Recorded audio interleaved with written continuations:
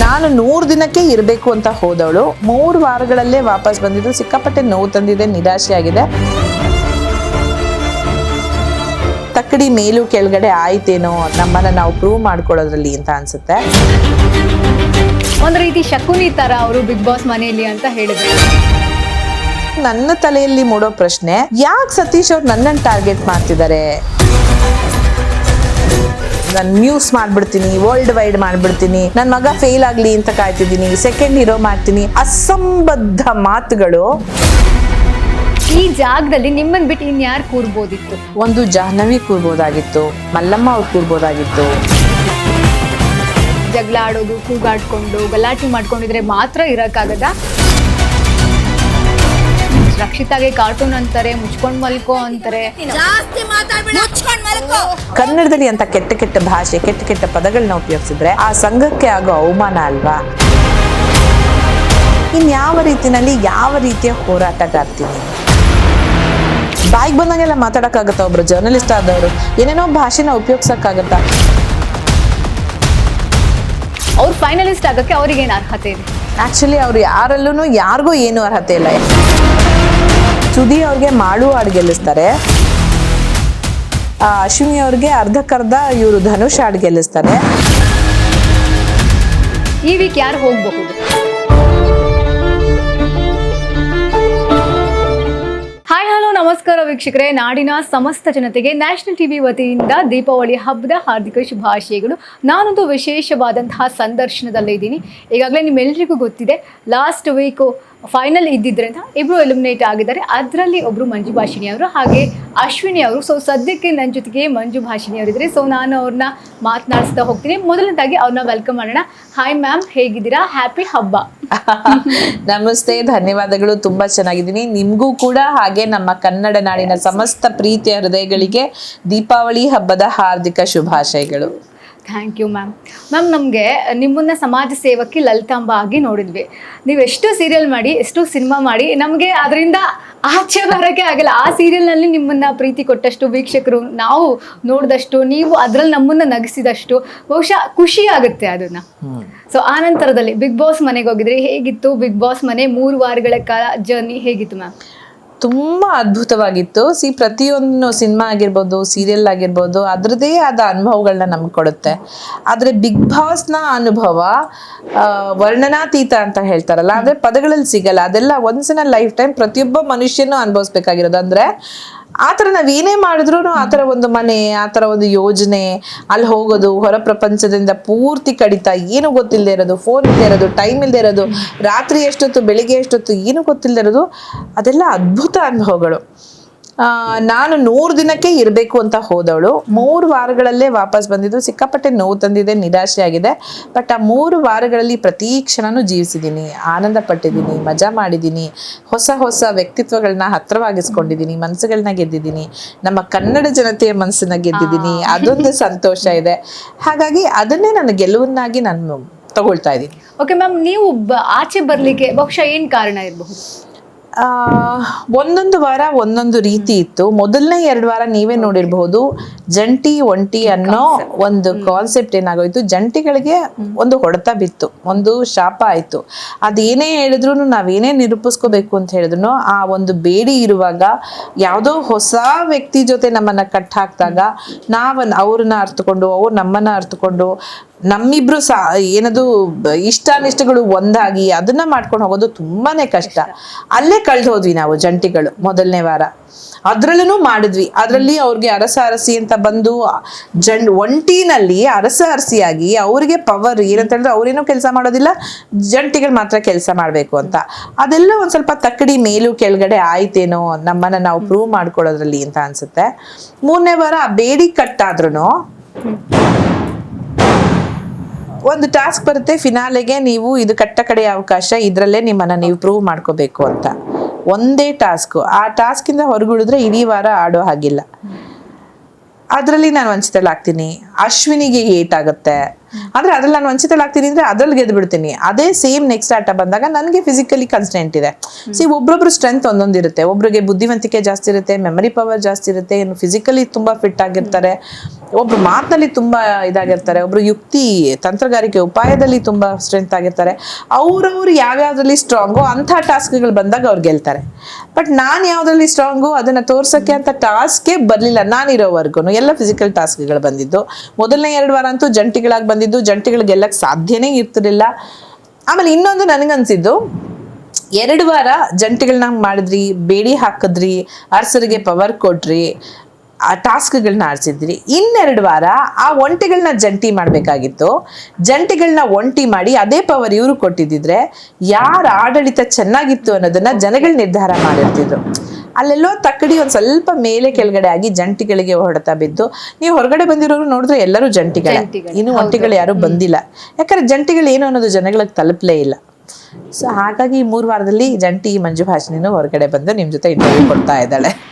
Okay ma'am, ಅಂದ್ರೆ big boss ಮನೇಲಿ ನೀವು ಯಾವ ರೀತಿ ಇದ್ರಿ? ಬಿಗ್ ಬಾಸ್ ಇಂದ ಆಚೆ ಬಂದಿರುವಂತಹ ಲಾಸ್ಟ್ ಮಿಡ್ವೀಕ್ ಎಲಿಮಿನೇಷನ್ ಅಲ್ಲಿ ಬಂದಿದ್ದಂತಹ ಸತೀಶ್ ಅವರು ಹೇಳಿದ್ರು ಒಂದ್ ರೀತಿ ಶಕುನಿ ತರ ಅವರು ಬಿಗ್ ಬಾಸ್ ಮನೆಯಲ್ಲಿ ಅಂತ ಹೇಳಿದ್ರು. ಅಂದ್ರೆ ನೀವು ಯಾವ ರೀತಿ ಇರ್ತಿದ್ರಿ? ಅವ್ರಿಗೆ ಯಾಕೆ ಹಾಗೆ ಅನ್ನಿಸ್ತು? ಅಲ್ಲ, ಯಾವ ರೀತಿ ಇರ್ತಿದ್ದೆ ಅನ್ನೋದನ್ನ ಬಹುಶಃ ಇಡೀ ಕರ್ನಾಟಕ ಜನತೆ ನೋಡಿದೆ. ಅವ್ರಿಗೆಲ್ಲಾದ್ರೂ ಒಂದು ಕ್ಷಣಕ್ಕಾದ್ರೂ ಒಂದು ಯಾವುದೋ ಒಂದು ಭಾಗದಲ್ಲಾದ್ರೂ ಇವಳು ಶಕುನಿ ಅಂತ ಅನ್ಸಿದ್ರೆ ಅವ್ರು ನನ್ಗೆ ಇಷ್ಟು ಪ್ರೀತಿ ಕೊಡಕ್ ಸಾಧ್ಯನೇ ಇರ್ತಿರ್ಲಿಲ್ಲ. ಆಮೇಲೆ ನನ್ಗೆ ಇವತ್ತಿಗೂ ಈ ಕ್ಷಣಕ್ಕೂ ನನ್ನ ತಲೆಯಲ್ಲಿ ಮೂಡೋ ಪ್ರಶ್ನೆ, ಯಾಕೆ ಸತೀಶ್ ಅವ್ರು ನನ್ನನ್ನು ಟಾರ್ಗೆಟ್ ಮಾಡ್ತಿದ್ದಾರೆ?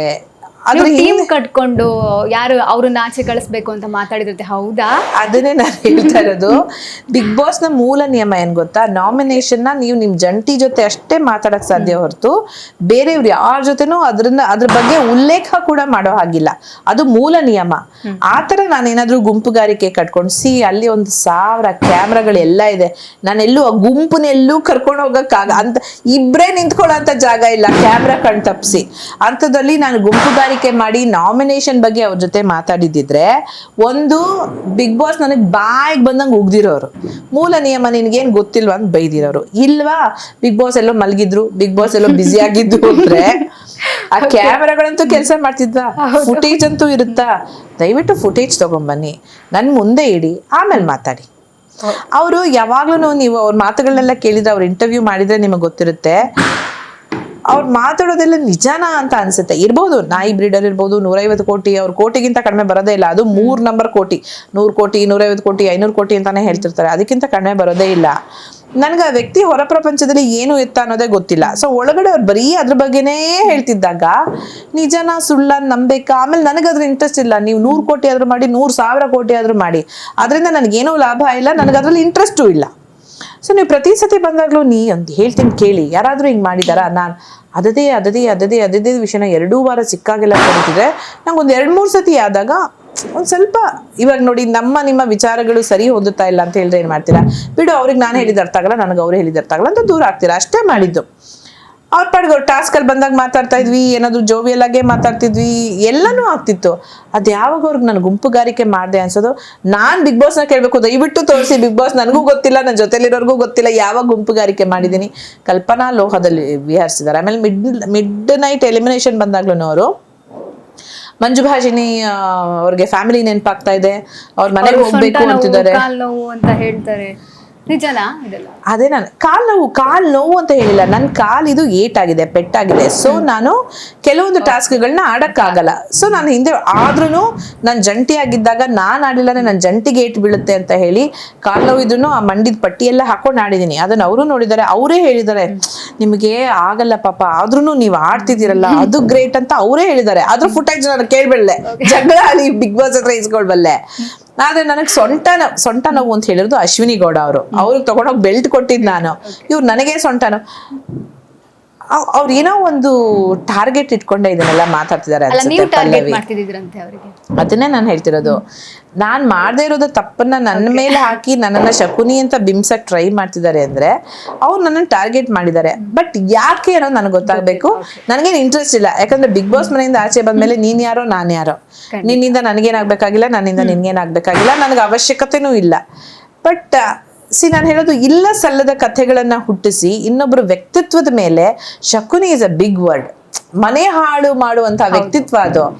ಅದನ್ನ ನೀವು ಇನ್ಯಾವುದೋ ಹೆಣ್ಣಿನ ಮೇಲೆ ಆ ಒಂದು ಪದವನ್ನ ಪ್ರಯೋಗಿಸ್ತಿದ್ದೀರಾ ಅಂದ್ರೆ what kind of a personality you R.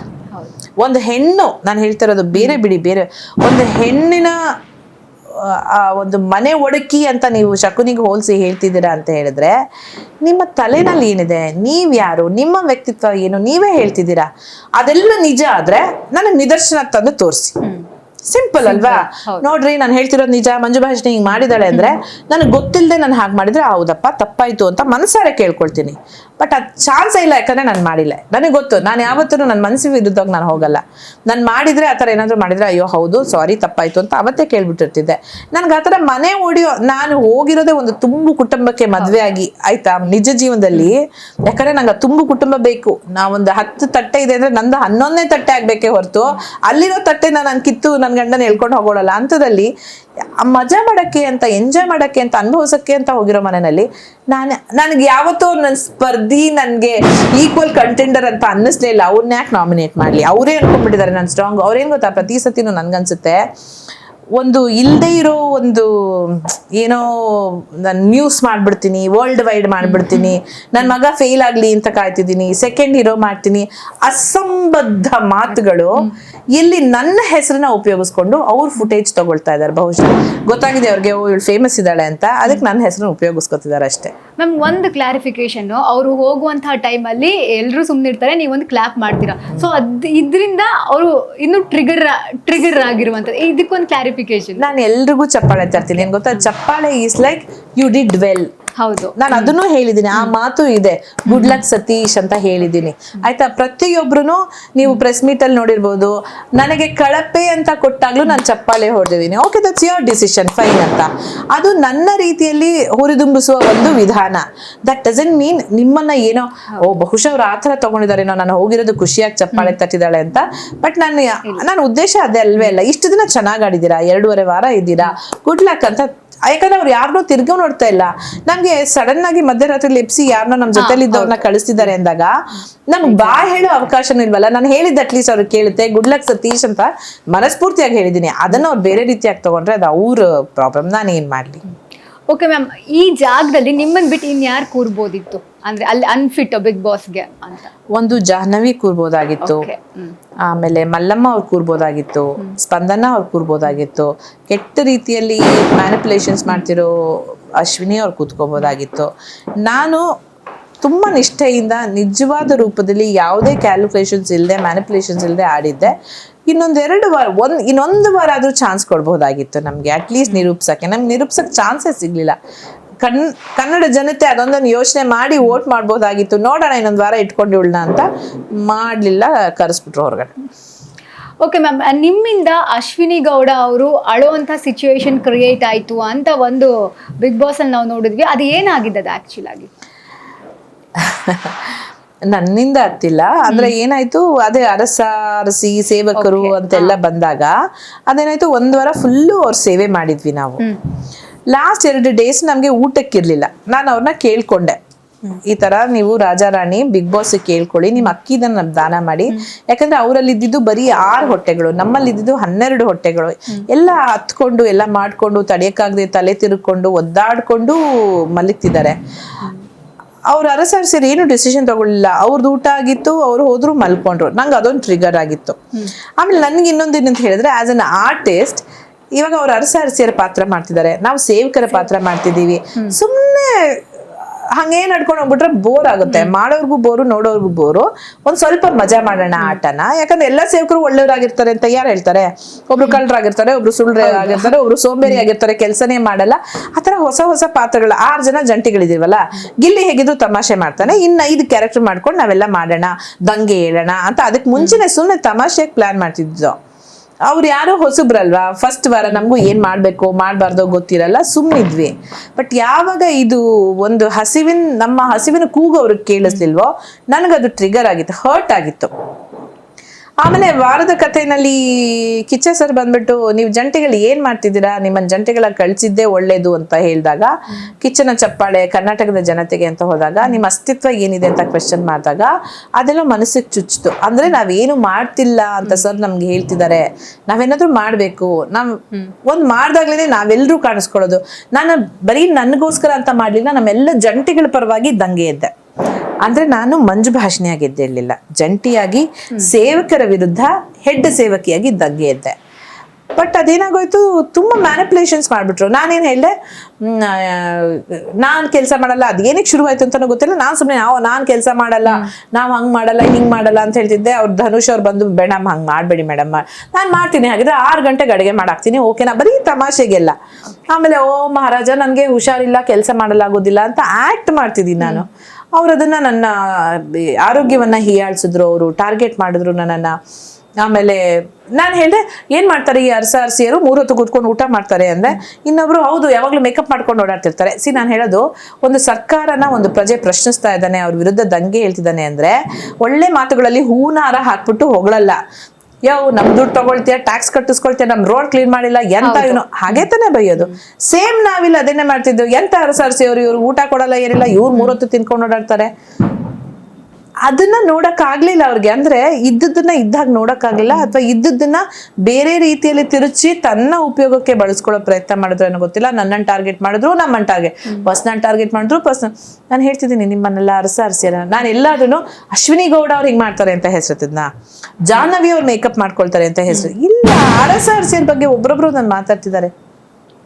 ಎಷ್ಟು ದೊಡ್ಡ ಮಟ್ಟಕ್ಕೆ ಹೋಯ್ತು, ಯಾವುದೋ ಒಂದು ಕೆಟ್ಟ ವರ್ಡ್ ಬಳಸಿದ್ರು, ನಿಮ್ಗೆಲ್ಲ ಅದು ಜಾಸ್ತಿ ಇದು ಜಾಸ್ತಿ ಅಂತ ಹೇಳಿದ್ರು. ಅಲ್ಲಿ ನನಗೆ ಮಂಜು ಭಾಷಣಿ ಟ್ರಿಗರ್ ಆಗೋಯ್ತು. ನಾನು ಹೇಳಿದೆ, ಅವ್ರು ಕೊಟ್ಟ ಪಾತ್ರ ಅವ್ರು ಮಾಡ್ತಿದ್ದಾರೆ, ಅದು ಸರಿ ಅನ್ನೋ ಹಾಗಿದ್ರೆ, ಅವ್ರು ನಮ್ಮ ಮೇಲೆ ದಬ್ಬಾಳಿಕೆ ನಡೆಸೋದು ಸರಿ ಅನ್ನೋ ಹಾಗಿದ್ರೆ, ನಮಗೆ ಕೊಟ್ಟ ಪಾತ್ರ ನಾವು ಮಾಡ್ತಾ ಇದ್ದೀವಿ, ನಮ್ಮ ವಿಧಾನದಲ್ಲಿ ನಾವು ವಿರೋಧ ವ್ಯಕ್ತಪಡಿಸ್ತಿದ್ದೀವಿ. ಅದಕ್ಕೆ ಅವರು ಅಷ್ಟೆಲ್ಲ ಪದಗಳನ್ನ ಉಪಯೋಗಿಸ್ಕೊಳ್ಳೋ ಅವಶ್ಯಕತೆ ಇಲ್ಲ ಅಂತ. ನಾವು ಎಲ್ಲರೂ ಜಂಟಿಗಳೆಲ್ಲ ಒಂದಾಗಿ ಕೂಗಿದ್ವಾ, ಅದು ದೊಡ್ಡ ಗಲಾಟೆ ಆಯಿತು. ಆ ದೊಡ್ಡ ಗಲಾಟೆ ಆದ ತಕ್ಷಣ ಅವ್ರಿಗೆ ಅದೇ ತಾನೇ ಬೇಕಾಗಿದ್ದು, ಕಣ್ಣೀರು ಹಾಕಿ ಮಂಜು ಭಾಷಣಿಯಿಂದ ಕಣ್ಣೀರು ಹಾಕೋದು ಅಂತ. ಇನ್ನೇನೋ ವಿಚಾರ ಹೊರಗಡೆ ಬಂದು ಇಷ್ಟೇ ಆಗಿದ್ದು ಕತೆ. ಮ್ಯಾಮ್, ಬಿಗ್ ಬಾಸ್ ಮನೆಯಲ್ಲಿ ಜಗಳ ಆಡೋದು, ಕೂಗಾಡ್ಕೊಂಡು ಗಲಾಟೆ ಮಾಡ್ಕೊಂಡಿದ್ರೆ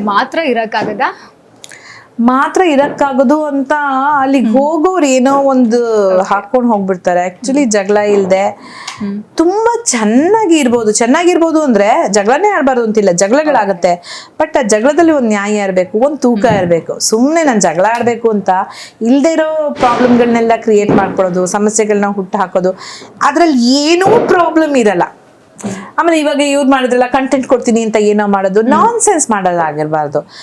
ಟಾಸ್ಕ್ ಕೊಡಕ್ಕೆ ಕ್ರಿಯೇಟಿವ್ ಟೀಮ್ ಇದೆ, ಬಿಗ್ ಬಾಸ್ ಹೇಳ್ತಾರೆ ಇದನ್ನ ಮಾಡಿ ಅಂತ, ಅದನ್ನೇ ವಂಡರ್ಫುಲ್ ಆಗಿ ಮಾಡ್ಬಿಟ್ರೆ ಅದೊಂದು ಅದ್ಭುತ ಆಗತ್ತೆ. ಜಗಳಗಳಾಗತ್ತೆ. 18 ಯಾವುದೋ ವಿವಿಧ ಕ್ಷೇತ್ರಗಳಿಂದ ಬಂದಂತಹ ಸೆಲೆಬ್ರಿಟೀಸು, ವಿವಿಧ ವ್ಯಕ್ತಿತ್ವಗಳು, ಮನಸ್ಸುಗಳು, ಡಿಫ್ರೆನ್ಸಸ್ ಆಫ್ ಒಪಿನಿಯನ್ ಎಲ್ಲ ಬರುತ್ತೆ, ಇಲ್ಲ ಅಂತ ಹೇಳಿಲ್ಲ. ಅವಾಗ ಯಾರೋ ಏನೋ ಹೇಳ್ತಾರೆ, ನಮ್ಗೇನೋ ಟ್ರಿಗರ್ ಆಗುತ್ತೆ, ಇನ್ನೇನೋ ಫ್ರಸ್ಟ್ರೇಷನ್ ಇರುತ್ತೆ, ನಿದ್ದೆ ಇರಲ್ಲ, ಊಟ ಇರಲ್ಲ, ಏನೇನೋ ಇರ್ಬೋದು ಕಾರಣಗಳು, ಜಗಳಗಳಾಗತ್ತೆ. ಬಟ್ ಆ ಜಗಳ ಸರಿಯಾದ ರೀತಿನಲ್ಲಿ ಆಗ್ಬೇಕು, ಅದಕ್ಕೂ ಒಂದು ವೇಟೇಜ್ ಇರ್ಬೇಕಲ್ವಾ. ನಾನೇನೋ ಮಾತಾಡಿದೀನಿ, ಜಗಳ ಆಡಿದೀನಿ ಅಂದ್ರೆ ಇವಾಗ ನನ್ನ ಜಗಳನ ನಾನು ನೋಡಿದ್ರೆ ನನ್ಗೆಲ್ಲೂ ಅದು ಸುಮ್ಮನೆ ಏನ್ ನಾನ್ಸೆನ್ಸ್ ಮಾತಾಡಿದೀನಿ ಅಂತ ಅನ್ಸಲ್ಲ. ನಾನು ವಾದ ಮಂಡಿಸಿದೀನಿ, ಒಬ್ಬ ಸೇವಕಿಯಾಗಿ ಮಾಡಿದೀನಿ, ಆ ಥರ ಎಲ್ಲ ಮಾಡ್ಬೇಕೇ ಹೊರತು ಪರ್ಸನಲ್ ಆಗಿ ಅಟ್ಯಾಕ್ ಮಾಡೋದು, ಪರ್ಸನಲ್ ಆಗಿ ಇನ್ನೊಬ್ರನ್ನ ಏನೋ ಹೀನಾಯಮಾನವಾಗಿ ಬೈಯೋದು, ಅವ್ರನ್ನ ಕೆಳಗಡೆ ತೋರ್ಸಕ್ ಪ್ರಯತ್ನ ಪಟ್ಟೋದು, ಅದೆಲ್ಲ ನೋನು. ಅಲ್ಲ ಮ್ಯಾಮ್, ಇವಾಗ 3 ವೀಕ್ಸ್ ಇಂದ ಜಗಳಗಳು ಬಿಗ್ ಬಾಸ್ ಅಲ್ಲಿ ಹೆಚ್ಚಾಗೆ ಆಗ್ತಾ ಇದೆ. ಸೊ ಅವ್ರು ಆಡ್ತಿರೋದಕ್ಕೆ ಕೆಲವೊಂದು ಕಾರಣನೇ ಇರಲ್ಲ. ಬಟ್ ಅಂದ್ರೆ ನಾನೊಂದು ಸ್ವಲ್ಪ ಕಾಣಿಸ್ಕೊಳ್ತಾ ಇಲ್ವೇನೋ, ನಾನು ಸ್ವಲ್ಪ ಕಾಣಿಸ್ಕೊಳ್ಬೇಕೇನೋ, ಅಥವಾ ಹೈಲೈಟ್ ಆಗ್ಬೇಕೇನೋ, ಈ ರೀತಿ ನಮ್ಗೆ ನೋಡ್ಲಿಕ್ಕೆ ಭಾಸ ಆಗುತ್ತೆ. ಸೊ ಏನ್ ಹೇಳ್ತೀರಾ? ಹೌದು, ನಾನು ಹೇಳೋದೇ, ನಾನೆಲ್ಲೋ ಜಗಳ ಆಡ್ಬಿಟ್ರೆ, ನಾನೆಲ್ಲೋ ಕೂಗಾಡ್ಬಿಟ್ರೆ, ನಾನು ಏನೋ ಮಾತಾಡ್ಬಿಟ್ರೆ, ಯಾರ್ದೋ ಜಗಳ ನಡೀತಿರುತ್ತೆ, ನಾನು ಹೋಗಿ ನಿಂತ್ಕೊಂಡ್ಬಿಡೋದು, ಏನಾಯ್ತು ಯಾಕೆ ಯಾರ್ದೋ ಪರ ವಹಿಸ್ಬಿಡೋದು ಅವಶ್ಯಕತೆ ಇಲ್ಲ. ಅವ್ರವ್ರ ಜಗಳಗಳನ್ನ ಅವ್ರವ್ರು ಹಾಕ್ಲಿ. ನಿನ್ನ ಹತ್ರ ಬಂದ್ರೆ ಈ ತರ ಪ್ರಾಬ್ಲಮ್ ಆಗಿದೆ, ನನ್ಗೆ ಹೆಲ್ಪ್ ಮಾಡು ಅಂತ ಹೇಳಿದಾಗ ನೀನ್ ಅದಕ್ಕೆ ತಲೆ ಹಾಕು. ಇಲ್ಲ, ನಿನ್ನ ಕಣ್ಣೆದುರುಗಡೆ ಯಾರಿಗೋ ಒಬ್ರಿಗೆ ಅನ್ಯಾಯ ನಡೀತಿದೆ, ಅದನ್ನ ಅವ್ರು ಸಮರ್ಥಿಸ್ಕೊಳಕ್ ಸಾಧ್ಯ ಆಗ್ತಿಲ್ಲ ಅಂದಾಗ ಅವ್ರ ಪರವಾಗಿ ಅವ್ರ ಬೆನ್ನೆಲುಬಾಗಿ ನಿಲ್ಲು, ಅದ್ರಲ್ಲೇ ಅರ್ಥ ಇದೆ. ಬಟ್ ಕಾಣಿಸ್ಕೊಳಕ್ಕೆ ಅಂತಾನೇ ಆ ಜಗಳಗಳನ್ನ ಆಡೋದು, ನೀವ್ ಹೇಳಿದ್ರಲ್ಲ, ಅದ್ರಲ್ಲಿ ಅರ್ಥನೇ ಇರಲ್ಲ ಅನ್ಸುತ್ತೆ. ಅಂಥ ಜಗಳಗಳು ಬೇಡ. ಏನ್ ಅನ್ಸ್ಬಿಡುತ್ತೆ ಗೊತ್ತಾ, ಆ ಬಿಗ್ ಬಾಸ್ ನ ವ್ಯಾಲ್ಯೂ ಕಡಿಮೆ ಆಗೋಗ್ಬಿಡುತ್ತೆ, ಅದು ಬೇಜಾರಾಗುತ್ತೆ. ಅಯ್ಯೋ ಬಿಗ್ ಬಾಸ್ ಬರೀ ಕೂಗಾಡ್ತಿರ್ತಾರೆ, ಕಿರ್ಚಾಡ್ತಿರ್ತಾರೆ, ಬೇಡದೇ ಮಾಡ್ತಿರ್ತಾರೆ, ನಲ್ಲಿ ಜಗಳ ಮಾಡ್ತಿರ್ತಾರೆ, ಆ ತರ ಎಲ್ಲ ಮಾತಾಡ್ಬಾರ್ದು. ಸೇಮ್ ಅದೇ ರೀತಿ ಅನಿಸ್ತಾ ಇದೆ ಈ 3 ವೀಕ್ಸ್ ಇಂದ. ಚಿಕ್ಕ ಚಿಕ್ಕ ವಿಚಾರಕ್ಕೆ ಗಲಾಟೆ ಮಾಡ್ತಾರೆ. ಹೌದು, ವಿಷಯನೇ ಅಲ್ದಿರೋ ವಿಷಯಕ್ಕೆ ಕೂತು ಮಾತಾಡ್ಕೊಂಡು ಬಗೆಹರಿಸಬಹುದಾದ ವಿಷಯಕ್ಕೆ ಅದೊಂದು ಟಾಸ್ಕ್ ಬರುತ್ತಲ್ಲ, ಅಲ್ಲಿ ಜಗಳ ಆಗ್ಲಿ, ಅಲ್ಲಿ ನಿಜವಾದ ಹೋರಾಟ ಇರುತ್ತೆ, ನಾನ್ ಗೆಲ್ಬೇಕು ನೀನ್ ಗೆಲ್ಬೇಕು, ಅದು ಛಲ ಇರುತ್ತೆ. ಆ ಹೋರಾಟ ನೋಡಕ್ ಚೆನ್ನಾಗ್ ಅನ್ಸುತ್ತೆ. ಇಲ್ಲೇನೋ ಸಾರಿಗೆ ಉಪ್ಪು ಕಡಿಮೆ ಆಯ್ತು, ಇನ್ಯಾರೋ ಇಲ್ಲಿ ನನ್ ಜಾಗ ಬಿಡ್ಲಿಲ್ಲ ಅಂತೆಲ್ಲ ಅಂತ ವಿಷಯಗಳಿಗೆ ಜಗಳ ಆದ್ರೆ ಎಂತ ಹುಚ್ಚಾಟ, ಎಂತ ಬಾಲಿಶ ಅಂತ ಅನ್ನಿಸ್ಬಿಡುತ್ತೆ. ಮ್ಯಾಮ್, ಒಂದು ಸ್ಟೇಟ್ಮೆಂಟ್, ಬಿಗ್ ಬಾಸ್ ಮನೆಯಲ್ಲಿ ತುಂಬಾ ಓಡಾಡುತ್ತೆ. ಬಿಗ್ ಬಾಸ್ ಮನೆಯಲ್ಲಿ ಬಹಳ ಓವರ್ ಆಗಿ ಆಡೋದು ಮಂಜು ಅವರಂತೆ, ಹೌದಾ? ಯಾವ ರೀತಿನಲ್ಲಿ? ತುಂಬಾ ಖುಷಿ ಆಯ್ತು, ಯಾರು ಹೇಳಿರ್ಲಿಲ್ಲ ನಂಗೆ ಇಲ್ಲಿ. ಓವರ್ ಆಗಿ ಇನ್ನು ವಾಟ್ ವೇ ಅಂದ್ರೆ ನಾನ್ ಕಂಡಿದ್ದೇ ಕಡಿಮೆ 3 ವಾರದಲ್ಲಿ ಜಂಟಿಯಾಗಿ ಓಡಾಡ್ಕೊಂಡಿದ್ದು, 2ನೇ ವಾರದಲ್ಲಿ ದಂಗೆ ಇದ್ದಿದ್ದು, 3ನೇ ವಾರದಲ್ಲಂತೂ ಫುಲ್ ಸೈಲೆಂಟ್. ಯಾಕಂದ್ರೆ ನನ್ಗೆ ಅಲ್ಲಿ ಇಲ್ಲಿ ಅನ್ನೋಷ್ಟ್ರಲ್ಲಿ 3ನೇ ವಾರ ಕಳ್ದೆ ಹೋಗಿತ್ತು. ಓವರ್ ಆಗಿ ಎಲ್ಲ ಅರ್ಧೆ ಹೇಳಿದ್ರೆ ಹೌದಾ ಇಲ್ವಾ ಅಂತ ಹೇಳ್ತೀನಿ. ಅದು ರಕ್ಷಿತಾದೊಂದು ವಿಚಾರ ಅಂತ ಬಂದಾಗ ಅಲ್ಲಿರುವಂತಹ ಕಂಟೆಸ್ಟೆಂಟ್ ಅಥವಾ ಆಚೆ ಬಂದಿರೋರು ಈ ಒಂದು ವರ್ಡ್ ನ ಯೂಸ್ ಮಾಡ್ತಾರೆ. ಒಪ್ಕೊಳ್ತೀರಾ ಇದನ್ನ? ರಕ್ಷಿತಾ ಅಂದ್ರೆ ಫಸ್ಟ್ ನನ್ಗೆ ರಕ್ಷಿತಾಗ್ ಜಗಳ ಆಯ್ತಲ್ಲ ಅಲ್ವಾ, ಅಲ್ಲಿ ನಾನು ಓವರ್ ಆಗಿ ಆಡ್ಲಿಲ್ಲ. ನಾನು ಅಡಿಗೆ ಮನೆ ಜವಾಬ್ದಾರಿ ವಹಿಸ್ಕೊಂಡಿದ್ದೆ, ಆಯ್ತಾ. ನಾನು ಫಸ್ಟ್ ನನ್ನ ಹೊಟ್ಟೆ ಬಗ್ಗೆ ಯೋಚನೆ ಮಾಡ್ತಿರ್ಲಿಲ್ಲ, ನಾನು ಫಸ್ಟ್ ಎಲ್ಲರೂ ಹೊಟ್ಟೆ ಬಗ್ಗೆ ಯೋಚನೆ ಮಾಡ್ತಿದ್ದೆ. ಅಲ್ಲಿ ಅಸುರ ಇರ್ತಾ ಇದ್ದ, ಅರಸರು ಇರ್ತಾ ಇದ್ರು, ನಮ್ ಜಂಟಿಗಳು ಇರ್ತಾ ಇದ್ರು. ಸೊ ಅವ್ರದ್ದೆಲ್ಲ ಮುಗಿದ್ಮೇಲೆ ಅವತ್ತಲ್ಲೇನಿತ್ತು, ಚಿಕನ್ ಇತ್ತು, ಲಕ್ಸುರಿ ಬಜೆಟ್, ಎಲ್ರು ಕಾಯ್ತಾ ಇದ್ರು. ಯಾಕಂದ್ರೆ ದಿನಪ್ರತಿ ಸಿಗಲ್ವಲ್ಲ. ಅಸುರ ನಮ್ಗೋಸ್ಕರ, ಜಂಟಿಗಳಿಗೋಸ್ಕರ ತರಿಸಿದ್ ಚಿಕನ್ ಮಾಡ್ತಿದ್ದೀನಿ. ರಕ್ಷಿತಂಗೂ ಅಸುರನ್ಗೂ ಏನೋ ಜಗಳ ಶುರು ಆಯ್ತು. ಅವ್ರವ್ರು ಅದನ್ನ ಬಗೆಹರಿಸ್ಕೋಬೇಕಾಗಿತ್ತು. ಆ ಪ್ಯಾನ್ ತಗೊಂಡು ತಲೆ ಮೇಲೆ ಹೊಡೆದಾಡ್ಕೋಬೇಕಾಗಿತ್ತು. ನಾನ್ ತಲೆ ಹಾಕ್ತಿರ್ಲಿಲ್ಲ. ಅವ್ರು ಬಂದ್ ಮಾಡಿದ್ದೇನೋ, ಅವ್ರೇನೋ ಮಾಡಿದ್ರು ಅಂತ ರಕ್ಷಿತಾ ಬಂದು ನಾನ್ ಅಡಿಗೆ ಮಾಡ್ತಾ ಇದ್ದಿದ್ದಕ್ಕೆ ಹಾಗಲಕಾಯಿ ಫ್ರೈ ಏನೋ ಮಾಡ್ತಿದ್ರು, ಆಮೇಲೆ ಎಂಜಲು ಟೀ ಅವ್ರೇನೋ ಹಾಕಿದ್ರು, ಅದನ್ನೆಲ್ಲ ಹಾಕಿದ್ರು. ಅದನ್ನ ಹೆಂಗ್ ತಿನ್ನಕ್ ಕೊಡ್ಲಿ ನಾನು 12 ಜನಕ್ಕೆ? ಎಲ್ಲ ಆಸೆಯಿಂದ ಇನ್ನೇನ್ ಆಗೋಯ್ತು ಅಂತ ಕಾದಾಗ ನನಗ್ ಸಿಕ್ಕಾಪಟ್ಟೆ ರೇಗ್ತು. ನೀವೇನ್ ಅಂತ ಸಮಯದಲ್ಲೋ ಹಾಗಲಕಾಯಿ ಹಾಕಿದ್ಯಾ, ಎಂಜಲ್ ಟೀ ಹಾಕಿದ್ಯಾ, ವೆರಿ ಗುಡ್ ಅಂತ ಕೂತ್ಕೊಳ್ತೀರಾ? ರೇಗುತ್ತೆ. ಆಮೇಲೆ ಅವತ್ತು ಇಡೀ ದಿನ ನನ್ಗೆ ಊಟ ಸಿಕ್ಕಿಲ್ಲ. ನಾನು 2 ಬ್ರೆಡ್ ಅಲ್ಲಿ ಇಡೀ ದಿನ ಕಳ್ದಿದ್ದೀನಿ. ತಲೆ ನೋವ್ತಾ ಇದೆ, ಹೊಟ್ಟೆ ಹಸಿತಾ ಇದೆ. ಅದ್ರ ಮಧ್ಯೆ ಈ ಸೌಂಡ್ಗಳು ಸಿಡಿ ಸಿಡಿ ಸಿಡಿ ಸಿಡಿ ಸಿ ಅದು ಫ್ರಸ್ಟ್ರೇಷನ್. ಆ ಒಂದು ಫ್ರಸ್ಟ್ರೇಷನ್ ಅಲ್ಲಿ ನೀವೆಷ್ಟು ತಾಳ್ಮೆಯಿಂದ ಇರ್ಬೇಕು ಅಂತ ಅನ್ಕೊಂಡ್ರು ಇರಕ್ಕಾಗಲ್ಲ. ಆ ಹುಡುಗಿಗೆ ಹೇಳ್ತಾ ಇದ್ದೀನಿ, ಆಯ್ತು ಒಂದ್ಸತಿ ಜೋರ್ ಮಾಡ್ದೆ, ಆಯ್ತು ನೋಡೋಣ ನಾಳೆ ನೋಡೋಣ ಅಂತ ಹೇಳಿದ್ರು ನಿಲ್ಲಿಸ್ತಾ ಇಲ್ಲ. ವಕ್ಕ ವಕ್ಕ ವಕ್ಕ ವಕ್ಕ ಗೊತ್ತಲ್ಲ, ತುಂಬಾ ಹೈಪರ್ ಆ ಹುಡುಗಿ, ಕಿರ್ಚುತ್ತಾ ಇದ್ದಾಳೆ. ನಾನು ಹೇಳ್ತಾ ಇದ್ದೀನಿ, ಇದು 12 ಜನದ ಊಟ, ನಿಂದು ಬೇರೆ ವಿಷಯ, ನೀನು ಅಲ್ಲಿ ಸರಿ ಮಾಡ್ಕೋ, ಇಲ್ಲಿ ಬರ್ಬೇಡ ಅಂದ್ರೆ ಅದನ್ನ ಅರ್ಥ ಮಾಡ್ಕೋತಿಲ್ಲ. ನನಗೆ ಕೋಪ ಬಂದಿತ್ತು, ನನ್ನ ಊಟ, ನನ್ನ ಹೊಟ್ಟೆ, ಏನೇನೋ ಮಾತಾಡ್ತಿಲ್ಲ. ನಾನು ಸರಿ ಕೋಪ ಬಂತು ಅಂತ ಏನೇನೋ ಮಾಡೋ ಹಾಗಿದ್ರೆ ನಾನು ಇಲ್ಲಿ ಏನೋ ಪ್ಯಾನಲ್ ಕಾಯಿಸ್ತಿದ್ರೆ ಇದನ್ನ ಮುಖದ ಮೇಲೆ ಎರ್ಚ್ಬಿಟ್ರೆ ಹೆಂಗೆ ಅಂತ ಮಾಡಿದೆ. ಬಟ್ ನಿಜ ಹೇಳ್ಬೇಕಂದ್ರೆ ಅಲ್ಲಿ ಒಲೆ ಉರಿತಿರ್ಲಿಲ್ಲ, ಆ ಪ್ಯಾನಲ್ಲಿ ಎಣ್ಣೆ ಇರ್ಲಿಲ್ಲ. ಸೈಡಲ್ಲಿ ಇದ್ದಿದ್ದ ಪ್ಯಾನನ್ ತಗೊಂಡು ಅವಳು ನಮ್ಮ ಚಿಕನ್ನಿಗೆ ಹಾಕಿಲ್ಲಲ್ಲ, ನಾನ್ ಪ್ರಿಪೇರ್ ಮಾಡ್ತಿದ್ದು, ಅದರಿಂದ ಹಾಗಲಕಾಯಿ ಎಲ್ಲ ತೆಗೆದು ಹಾಕಿದ್ದೆ. ಅದಷ್ಟೇ ಇದ್ದಿದ್ದು. ಇಲ್ಲಿ ಇಟ್ಕೊಂಡು ಅಲ್ಲಿಂದ ತೆಗೆದು ಹಾಕ್ತಿದ್ನಾ, ಅವಳು ಜಗಳ ಮಾಡ್ತಾನೆ ಇಲ್ಲ. ಹಿಂಗ ಹಾಕಿದ್ರೆ ಅದನ್ನ ಹಿಂದೆ ಕೂತಿದ್ದವರು ಚೆನ್ನಾಗಿದೆ ಸಿಕ್ತು ನಮ್ಗೆ ಮ್ಯಾನಿಪ್ಯುಲೇಟ್ ಮಾಡಕ್ ಒಂದ್ ವಿಷಯ ಅಂತ ಹೇಳಿ ಅದನ್ನ ಅವ್ರ ವಯಸ್ಸೇನು, ಆ ಚಿಕ್ಕ ಹುಡುಗಿ ಮೇಲೆ ಹಂಗ್ ಮಾಡ್ಬಾರ್ದಾಗಿತ್ತು, ಎಣ್ಣೆ ಹಚ್ಬಿಟ್ರು. ರಕ್ಷಿತಾನ ಕರ್ದು ರಕ್ಷಿತಾಗ್ ನಿಮ್ ಹೆಸರು ಹೇಳಕ್ ಬರ್ಲಿಲ್ಲ. ಆ ಟೈಮ್ ನಲ್ಲಿ ಅಶ್ವಿನಿ ಗೌಡ ಅವರು ಡುಮ್ಮುಕ್ಕಿದಾರಲ್ಲ ಅವ್ರ ಅಂತ ಲೈಕ್ ಈ ರೀತಿ ಮಾಡಿ ನಿಮ್ ಬಗ್ಗೆ ಏನೋ ಒಂದಷ್ಟು ಹೇಳೋ ಪ್ರಯತ್ನನ ರಕ್ಷಿತಾಗೆ ಅಲ್ಲಿ ಮಾಡ್ತಾರೆ. ಇದು ಗೊತ್ತಾಯ್ತಾ ನಿಮ್ಗೆ? ಇಲ್ಲ, ಗೊತ್ತಾಗಿಲ್ಲ. ಇವಾಗ್ಲೇ ಗೊತ್ತಾಗಿಲ್ಲ ನಿಮಗೆ. ಅವರು ಡುಮ್ಮಿ ಅನ್ನೋ ಒಂದು ಶಬ್ದನ ಬಳಸ್ತಾರೆ. ನನ್ ಮಗ ಹೇಳಿದ್ದ 24 hours ಲೈವ್ ಅಲ್ಲಿ ಏನೋ ಬಂತು ಅಂತ, ಅಥವಾ ನಾನ್ ನೋಡ್ತಾ ಇದ್ದೆ, ಟೆಲಿಕಾಸ್ಟ್ ಆಯ್ತು, ಇದು ಟೆಲಿಕಾಸ್ಟ್ ಆಯ್ತಾ. ನಾನ್ ಹೇಳೋದು ಇನ್ನೊಂದು ಹೆಣ್ಣಿನ ಪರವಾಗಿ ನಿಲ್ತೀನಿ ಅಂತ ನೀನ್ ಹೇಳ್ದಾಗ ನೀನು ಒಬ್ಬ ಹೆಣ್ಣನ್ನ ಬಾಡಿ ಶೇಮ್ ಮಾಡೋದು.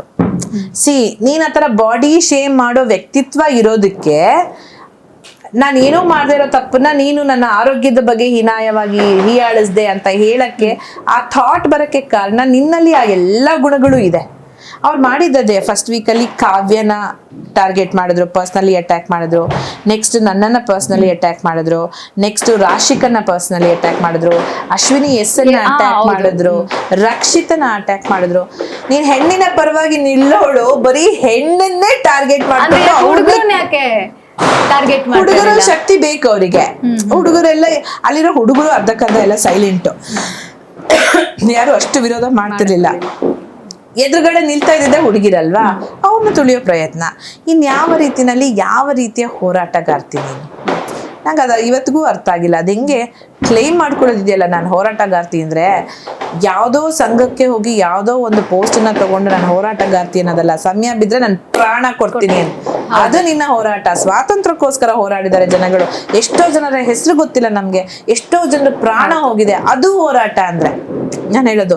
ಇದು ಹೋರಾಟ ಅಂತ ಹೇಳ್ತಿಲ್ಲ, ಯಾಕಂದ್ರೆ ಆ ಸಂಘ ಅವರು ಯಾವ ಒಂದು ವಿಷಯವನ್ನ ನಂಬಿದಾರ, ನಾನು ಅದ ಹೆಸರು ತಗೊಳ್ತಿಲ್ಲ ಅಷ್ಟೇ, ಸಿಕ್ಕಾಪಟ್ಟೆ ಕೆಲಸ ಮಾಡಿದ್ದಾರೆ. ನೀನು ಆ ಸಂಘದ ಹೆಸರನ್ನ ಇಟ್ಕೊಂಡು ನಾನು ಅದರ ಪ್ರತಿನಿಧಿ ಅಂತ ಹೇಳಿದಾಗ ನಿಮ್ಮ ಹೆಗಲ ಮೇಲೆ ಎಷ್ಟು ಜವಾಬ್ದಾರಿ ಇರುತ್ತೆ. ನೀವು ಈ ತರ ವರ್ತಿಸಿದ್ರೆ ಅವ್ರಿಗೆ ಅವಮಾನ ಮಾಡ್ದಾಗಲ್ವಾ? ನೀವು ಆ ಭಾಷೆ ಉಪಯೋಗಿಸಿದ್ರೆ, ಕನ್ನಡದಲ್ಲಿ ಅಂತ ಕೆಟ್ಟ ಕೆಟ್ಟ ಭಾಷೆ, ಕೆಟ್ಟ ಕೆಟ್ಟ ಪದಗಳನ್ನ ಉಪಯೋಗಿಸಿದ್ರೆ ಆ ಸಂಘಕ್ಕೆ ಆಗೋ ಅವಮಾನ ಅಲ್ವಾ? ಅವರು ಯಾವ ಮುಖ ಇಟ್ಕೊಂಡು ಇವರು ನಮ್ಮ ಒಂದು ಪ್ರತಿನಿಧಿ, ಹೋರಾಟಗಾರ್ತಿ ಅಂತ ಹೇಳಿ, ಅದೆಲ್ಲ ತಲೆನಲ್ಲಿ ಇಲ್ವಾ ನಿಮ್ಗೆ? ಏನ್ ಮಾಡ್ತಿದ್ದೀರಾ ಅಂತ ನನ್ಗೆ ಫುಲ್ ಕ್ವೆಶ್ಚನ್ ಮಾರ್ಕ್. ಇನ್ನೊಬ್ರು ಹೇಳ್ತಾರೆ ನಾನು ಜರ್ನಲಿಸ್ಟ್. ನೀವು ಜರ್ನಲಿಸ್ಟ್ ಜಾಗದಲ್ಲಿ ಕೂತಿದ್ದೀರಾ ಅಂದ್ರೆ ಎಂಥ ಪ್ರಮುಖವಾದ ಸ್ಥಾನ ಅದು, ಸಮಾಜದಲ್ಲಿ ಎಂಥ ಜವಾಬ್ದಾರಿಯುತವಾದ ಸ್ಥಾನ. ಬಾಯಿಗೆ ಬಂದಂಗೆಲ್ಲ ಮಾತಾಡಕ್ಕಾಗತ್ತ ಒಬ್ರು ಜರ್ನಲಿಸ್ಟ್ ಆದವರು? ಏನೇನೋ ಭಾಷೆನ ಉಪಯೋಗಿಸಕ್ಕಾಗತ್ತಾ? ಯಾವ್ದೋ ಒಂದು ಹುಡುಗಿನ ಕೀಳು ಮಟ್ಟದಲ್ಲಿ ತೋರ್ಸಕ್ಕಾಗತ್ತಾ?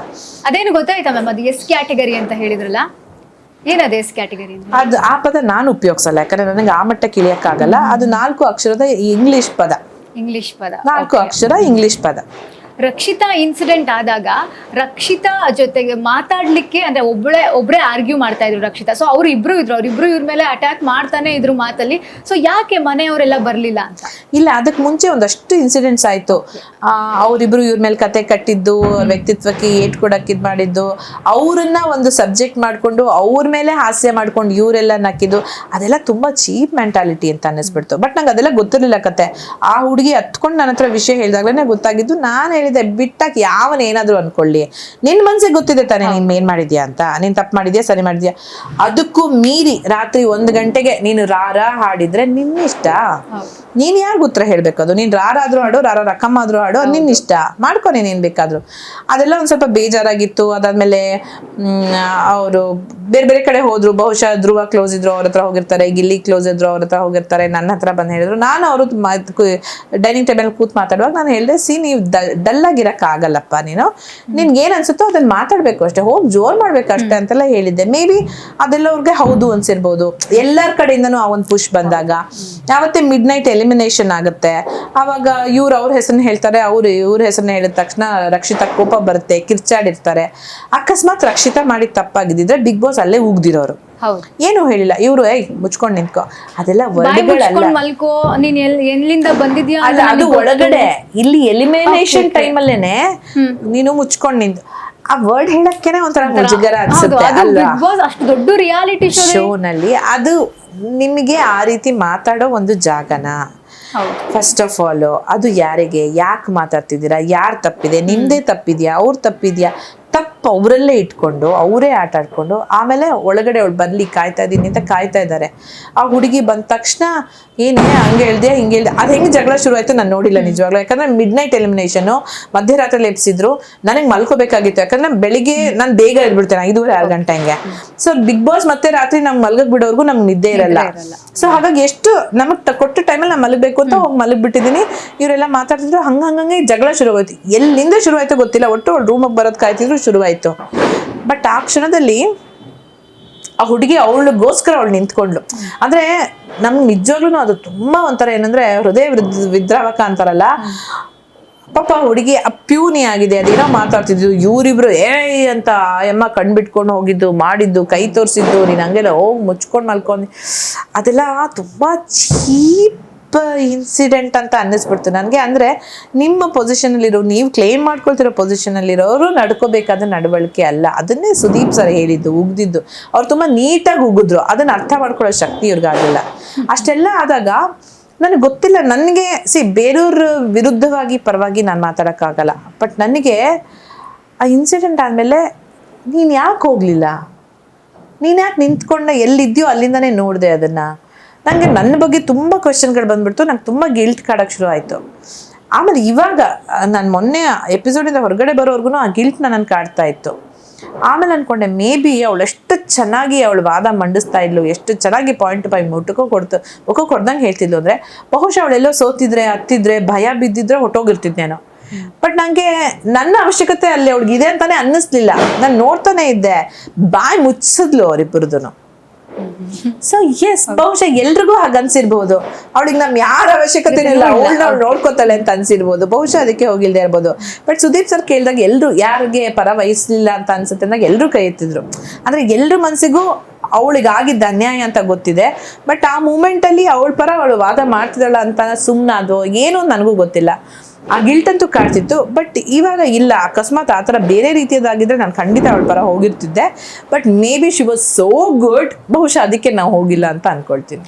ಓಕೆ, ಈಗ ಅಶ್ವಿನಿ ಗೌಡ ಅವ್ರ ವಿಷಯಕ್ಕೆ ಬರೋದಾದ್ರೆ, ಕಾವ್ಯಗೆ ಫ್ರೀ ಪ್ರಾಡಕ್ಟ್ ಅಂತಾರೆ, ರಕ್ಷಿತಾಗೆ ಕಾರ್ಟೂನ್ ಅಂತಾರೆ, ಮುಚ್ಕೊಂಡ್ ಮಲ್ಕೋ ಅಂತಾರೆ, ಹಾಗೆ ನಿಮಗೆ ಡುಮ್ಮಿ ಅಂತಾರೆ, ಹಾಗೆ ಅಶ್ವಿನಿ ಎಸ್ಎನ್ ಅವರಿಗೆ ಬ್ಲಡಿ ಅಂತಾರೆ, ಗಾಂಚಲಿ ಅಂತಾರೆ. ಸೊ ಇಷ್ಟೆಲ್ಲ ಆಗ್ತಾ ಇದ್ರು, ಯಾಕೆ ಅವ್ರ ವಿರುದ್ಧವಾಗಿ ಯಾರು ಮಾತಾಡ್ತಾ ಇರ್ಲಿಲ್ಲ ಅಲ್ಲಿ? ಅಂದ್ರೆ ಆ ಒಂದು ರಾಜಮಾತೆ ಅನ್ನುವಂತಹ ಬಿಲ್ಡಪ್ ಇಂದ ಅವ್ರು ಆಚೆ ಬಂದಿರ್ಲಿಲ್ವಾ, ಅಥವಾ ಇವರೆಲ್ಲರೂ ಅವ್ರನ್ನ ಪುಷಪ್ ಮಾಡ್ತಾ ಇದ್ರು? ಅಲ್ಲ, ಅವ್ರು ಪ್ರತಿಯೊಬ್ಬರ ಬಗ್ಗೆ ನೀವ್ ಏನ್ ಹೇಳಿದ್ರಿ, ಇವಾಗ ಫ್ರೀ ಪ್ರಾಡಕ್ಟ್ ಅಂತ ಹೇಳಿದ್ರಿ, ಕಾವ್ಯ ಎದುರುವಾದ ಮಾಡಿದಾಳೆ, ನನ್ಗೆ ಏನ್ ಬಂತು, ನಾನ್ ಎದುರುವಾದ ಜಗಳ ಮಾಡಿದೀನಿ. ಈ ಡುಮಿಗಿಮಿ ಅದೆಲ್ಲ ನನಗೆ ಗೊತ್ತೇ ಇಲ್ಲ, ನನಗೆ ಕೇಳಿಸ್ತಾ ಇಲ್ಲ.